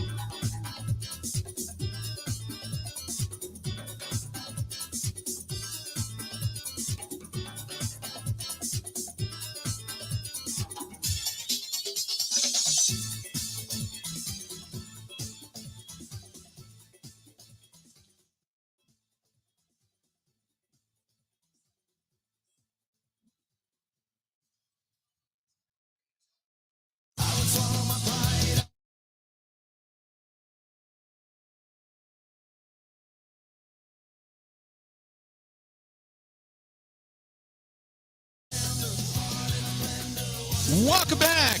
Good to have you. The Bud Light Huddle. We are down here at the MECCA Sports Bar and Grill. We're down here in the Deer District, hanging out. Good stuff, and enjoying our time down here. And decent crowd on hand tonight. Not bad for a night where you don't have anything. It's after the holidays. People kind of streaming in a little bit, getting a couple of the Bud Light specials tonight. Time now to take a look at the rest of the NFL as we've got picks to make because you're going to kick things off. As of right now, the way things are, you've got the Chiefs and the Raiders. That's going to be a 3:30 start time coming up on Saturday. The Chiefs and the Raiders are going to be the first team to kick things off this important weekend, Week 18 of the regular season. And Kansas City favored by 9.5 in this one. I think with everything that's gone on in Las Vegas, and now you've got Devontae Adams saying that he's going to come back, and he's always wanted to be a Raider. He's backing down off of some of his statements, but he still says he wants a decision for quarterbacking next year, which is ridiculous. But no, regardless of what happens, the Chiefs have to win. This is a meaningful game to them. Ben, I got the Chiefs winning in a runaway in this one. Yeah, Chiefs easy, even though it's one of those weird games in Vegas that they always seem to be closer than you think they will be. The Raiders were kind of cute last week with Stidham. They kept it close with the Niners, and I think he actually played great. But, yeah, I don't think that continues. I have the Chiefs. You got a really big game coming up. Titans on. And as much as I think the power running of Derrick Henry could be proficient, I know there's been injuries there. I know they've had all kinds of players that have gone down. But I just like what the Jaguars are doing. I like their momentum. I like the fact that Trevor Lawrence now has a swagger about him. Jacksonville at home, favored by 6. I'm taking the Jags to get the win. You know what I've done all year, Bill? If I have done anything, I've picked the Jaguars every single game they've played every week, and I will continue that. The problem is I think Vegas is caught up, and they're 6-point favorites. I would have liked it to be smaller, though the Titans are starting Josh Dobbs again, who, no faith at all in him. So, yeah, I think the Jaguars win big. I think they win easy, and, that could be a sneaky win a couple playoff games kind of team. It could be rainy conditions. They're saying 64 and rain down there on Saturday evening as well. Then you got Sunday, and you got the Vikings on the road taking on the Bears. The Vikings jockeying for position. The Bears they have the cars warmed up and ready to go home. They stink on ice. Minnesota comes in 7.5-point favorites. I would love to see the Bears put up a fight and actually score a few points in this one, but I just think the Vikings are pissed off, for lack of a better term. I'm going to say the Vikings get a win, knock off the Bears. Bears go to 3-16, have a 10-game losing streak to end the season. And no Justin Fields, I believe, for the Bears on Sunday. So it could be a Nathan Peterman game, and we know how those go. So, yes, I'm on the Vikings. This is going to be a tough game. Since it's now been scheduled, it's a noon kickoff. You kind of figured it would be at Paycor Stadium down in Cincinnati, Paul Brown Stadium. Cincinnati's at home. They're fighting for the top spot in their division. They're fighting for position in their conference. But it's what they're coming off of. And the Ravens still without Lamar Jackson. We don't even know if he's going to play. Their frustration with him is continuing to mount. Cincinnati's a 7-point favorite. I want to say Cincinnati gets a win, but I don't know if they cover in this one. I think it's going to be a close game unless Lamar Jackson plays. And I think I really think that the Ravens would have a good shot at coming in and knocking them off. Yeah, these late season NFC North games, I mean, as is the case with a lot of these divisional contests, they're usually very close because the teams, they know each other so well and they're built to play in these kind of contests. But yeah, I don't know how we can put a value on the emotion that the Bengals will be playing with, just having been there on Monday. Obviously, it was a Bills safety that went down. I do think the Bengals win if Lamar doesn't play. I'm with you, but yeah, it's going to be close. Got the Buccaneers on the road. They're 8-8, trying to get to over 500. The Falcons are at home, 6-10. Atlanta, believe it or not, 4-point favorites in this one. The Buccaneers have already won and pretty much locked up everything they could. This is kind of a tough one for me to pick because I like the Falcons. I think the Buccaneers stink. I think they're going to be a quick out in the postseason. So I'm going to take the Falcons. I'm going to take the Falcons at home to knock off the Buccaneers, and the Buccaneers are going to go into the playoffs at 8-9 on the season. Yeah, I love this week because it's like gambling on bowl season because half of the battle is just trying to see who wants to be there more. Right. And while the Falcons have a draft pick, I guess, to lose for, it is a young team with a young quarterback making, I think, his third or fourth start. So I think they no doubt have more to play for in terms of winning and momentum. So I'll pick them to win. Also, in that building, just last weekend, a very seminal moment in the history of Georgia football. So you got to think they're fired up. There you go. This is going to be a tough one as well. The Patriots have to win. They win, and they can get into the postseason possibly. You've got the Bills, and I haven't even looked at all of that stuff here in that sense when it comes to the standings and such over in the AFC and what needs to happen for the New England Patriots, who are sitting with the 7th seed right now because they're fending off Miami. They're fending off Pittsburgh. New England has to win to stay in. In the meantime, the Bills are fighting back all the emotion of DeMar Hamlin. This is a really tough one. I know Buffalo's favored by 7. I kind of get the sense the Patriots are going to get the win in this game, although the crowd may be off the hook for their own Buffalo Bills. But I'm going to take the Patriots on the road in a very emotional game. I think the last part of what you touched on will play a big role. I don't know. I cannot quantify the impact of all the outside stuff on the game itself, but I will say, hopefully we get good news soon. Hopefully it comes tonight or tomorrow. I think if good news was to come, I think that could be a real motivating factor for the Bills team. Yeah. So I guess I'll leave it there. I'll take the Bills to win, but I have no clue. You've got the Texans on the road taking on the Colts. Between these two teams, they have 6 wins. Indy's favored by 2.5 in this one. I'll take the Colts at home just because. But this is probably going to be the last game as the head coach for Jeff Saturday and the last game for a lot of these guys, including Matt Ryan. So I'm going to take the Colts at home in this one. I love this game, Bill, frankly. I'm into the sicko matchup when we get to the other level of football. I love this game because I'm scared that Lovie Smith is going to mess it up and win. Where they say under the table, don't try to win. He got a tank. Right. We need this pick. I think he'll go out there and win the game. So I'll take the Texans. If there's anybody would be bad at winning, it'd be Jeff Saturday. Right. I think Lovie Smith could be bad at losing. You got the Dolphins who need this one. It's another noon kickoff.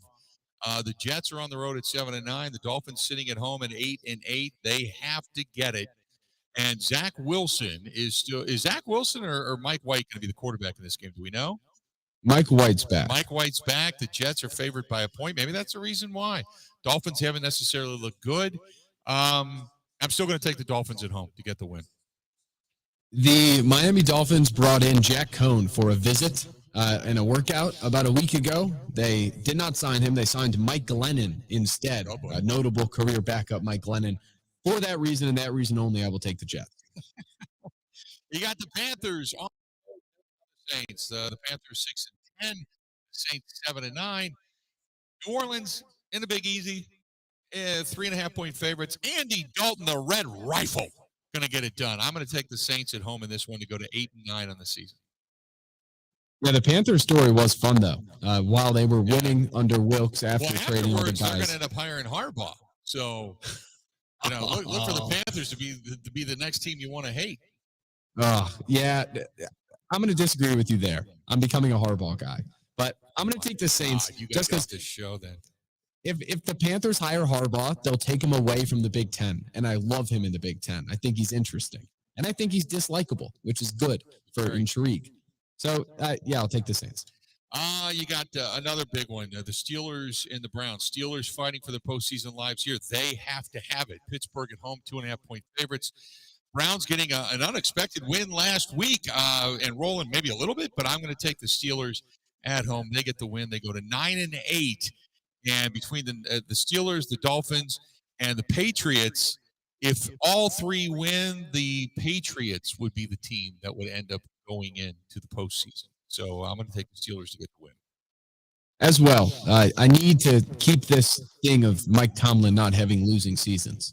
And now that there's 17 games, you got to win this one. So I'll take them. Broncos at home taking on the Chargers. Chargers 10-6. Broncos sitting at 4-12. Broncos suck. I'm going to take the Chargers to get the win on the road in Mile High. I don't know. Chargers probably sitting everybody. The Broncos are 2-point favorites in a sneaky one. Broncos are 2-point favorites, but they still suck. They are quite bad for no reason. I'll take the Broncos. There you go. Okay, let's do this. We'll step away. We'll take a quick break. We'll come back, and we'll get into some of the afternoon games on Sunday and then into the Sunday night game, the last game on the docket for the 2020-22-23 season. Regular season will be the Green Bay Packers. We'll get into that as well. More coming up from the MECCA down here in the Deer District across the Fiserv Forum. Stay tuned. We got more coming up right after this. This is the Huddle with Bill Michaels on the Wisconsin Sports Zone Network.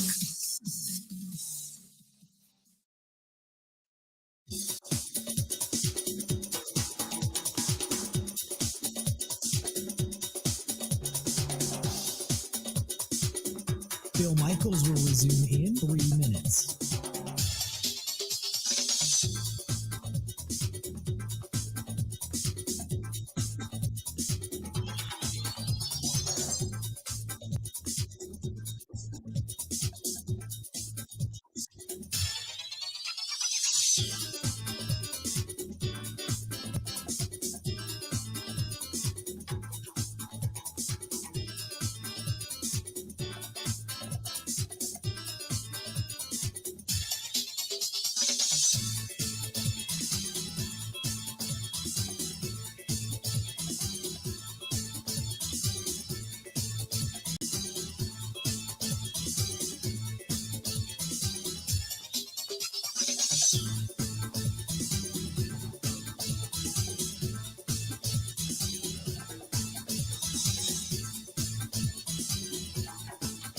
Bill Michaels will resume in 2 minutes.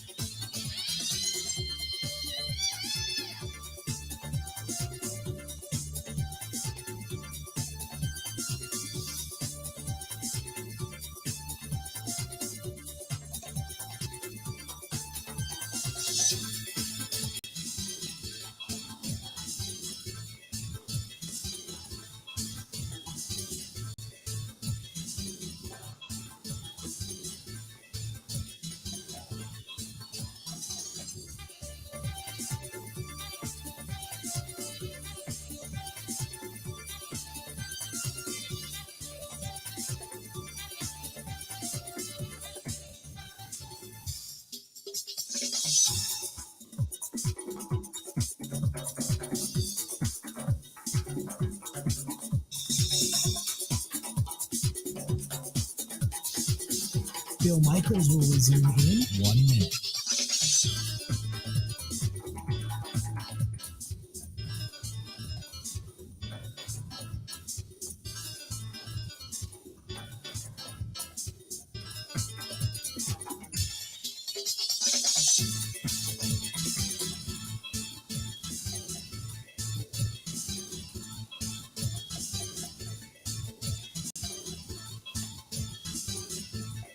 Bill Michaels will resume in 30 seconds.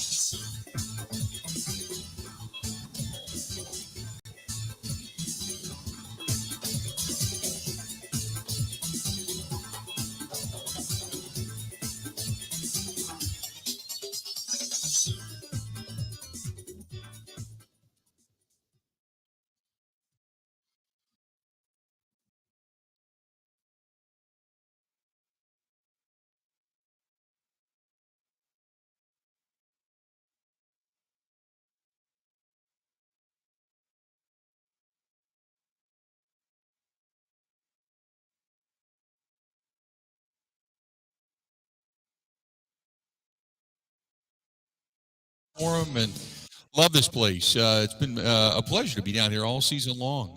Once or twice a month for the entire football season we've been here, and it's a great venue, great place to be, great place to hang out. Good people, obviously, before or after a Bucks game or anything else down here at the Fiserv Forum in downtown, for that matter. So, swing on into the Mecca and a huge screen TV and many others all around. If you're going to come down and watch sports, as many of these people are down here tonight watching the Bucks game, Bucks and Toronto Raptors on the big screen. So swing on into the Mecca Sports Bar and Grill down here. Picking up where we left off, the rest of the games in the docket coming up on Sunday. You have got the Giants on the road taking on the Eagles. Is Jalen Hurts going to play in this thing, do you think, Ben? All indications are yes. The Eagles need it. Yeah, they need this because if they lose this game, they could lose the number 1 overall seed. So if they win this game, they get an extra week to kind of rest up and take it easy. The Giants, obviously, trying to hang in there as well when you talk about the playoff scenario. Not that they're really going to change their seeding at all because they are where they are. They're locked in. But the Giants could rest people, too, in this game because they're not moving anywhere. They're 9-6 right now. Now, could they lose if the Packers won and the Giants lost and they were seeing no because the Giants won head-to-head, so the Giants would remain atop. So, no, it doesn't matter. The Giants are locked in. So I'm going to take the Eagles in this one. They have more to lose. I'm going to take the Eagles to get the win at home, by the way. Yeah, they better win that game, and I think they will. Usually there's some bad blood if you remember back when the Eagles rested starters and knocked the Giants out of the playoffs in 2020. Yeah. The 7-9 Joe Judge Giants, and he said they were a disgrace to football. So there is some bad blood there, but I don't think the Giants even try, frankly. You got the 49ers at home. This is another big game, and this is a game in which jockeying can go on because the 49ers, if they get the win, and you get the Eagles that lose and the Cowboys and everybody that goes down, then the 49ers can end up with a 2 seed or even the possibility of a 1 seed. San Francisco's 14.5-point favorites at home. I don't think there's any way they lose this game against the Cardinals. Kyler Murray out. So it's just I think Brock Purdy's got a different energy there. I don't know if Deebo Samuel's – is Deebo going to be back for this game? He was practicing. Yeah, I don't know. He was practicing last week. I don't know if he's going to be back for this game or not, but regardless, I think the 49ers win going away. I agree. Yes. Seahawks, they're at home. They've got to win. If they win, they are they're hanging on, put it that way, because if they win and the Packers lose, the Seahawks are in. If they lose, they're out of the postseason. Rams coming in with nothing to play for, really. They're pretty much done. They're eliminated. Seahawks at home. I'm going to take them to get the win. They go to 9-8, and then they start scoreboard watching to see if the Packers actually win or if they're in the postseason by the Detroit Lions losing. I think the Seahawks win, though for the intrigue of Sunday night, I am going to pick the Rams officially. Right. Maybe Baker Mayfield has some magic.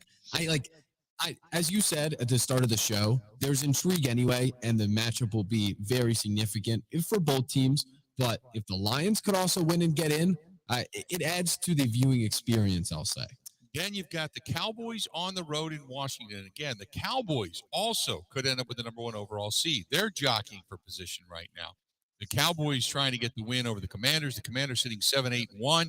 They're out of it. They've been eliminated. And, boy, I tell you what, now you find out that Taylor Heineke's going to be the starter again after going with Carson Wentz, who blew it last week, and they didn't realize, at least their head coach didn't realize, that they could be eliminated from the postseason, blah, blah, blah. Cowboys get the win, and they get a win big. Yes, I agree. It actually, I think, is going to be Sam Howell, the former North Carolina Tar Heel 5th-round pick this year, that they're going to give a lot of the reps to in this one. I don't see them winning. You mean the Commanders? I Correct. thought they were going with Taylor Heineke. To start the game, but all the smoke. The second half is going to be that the other quarterback, I think. Yeah, maybe second quarter on even. The smoke is they're going to give him a lot of reps. Okay. And you've got the game coming up on Sunday night. The Green Bay Packers hosting the Detroit Lions. And as we talked about, now you've got the extra, will this be Aaron Rodgers' last game as a Green Bay Packer at Lambeau Field to throw into the mix? Obviously the Packers coming in with the ratings power in this one, but both of these teams, the Lions have to get a little help, but they could be playing for something, or they could be playing just to knock off the Green Bay Packers, but to end their season for the first time in a long time with a positive and actually go to 9-8 and above 500. I mean, so many different things in this game, but I'm still, I can't believe I'm going to say this because I haven't for a while now. I'm picking the Packers to win. Green Bay is favored by 4.5. I think it's a close one. Packers maybe by 3. But I'll pick Green Bay to get the win at home. That is a frightening piece of news to hear. I said, Bill, after the Vikings game on Sunday, it took me a bit. I thought some bad teams were there. The Dolphins, I don't know what happened. After the Vikings game, after Sunday, I'm all the way in on the Packers being good and on them actually getting to the playoffs and maybe even making some noise in there. It took that contest and that performance on Sunday. So the Lions come into town. It's Aaron Rodgers, Sunday Night Football, in a win-and-in scenario. They're not losing this game. Yeah, I don't think so. I got a little trepidation in picking them, but I'm going to pick them. And I'll tell you why tomorrow on the program, why I have a little bit of trepidation because of it. So that'll do it. Thanks to the staff and management at the MECCA. We've had a great time down here all season long. Thanks to our friends at Bud Light for being a big supporter. We've still got more huddles to go, but this is the last time we're at the MECCA this year. So thanks to everybody for coming out. Thanks for the crowd for being down below and those that came out, picked up some of the tchotchkes, came upstairs and said hi during the commercial.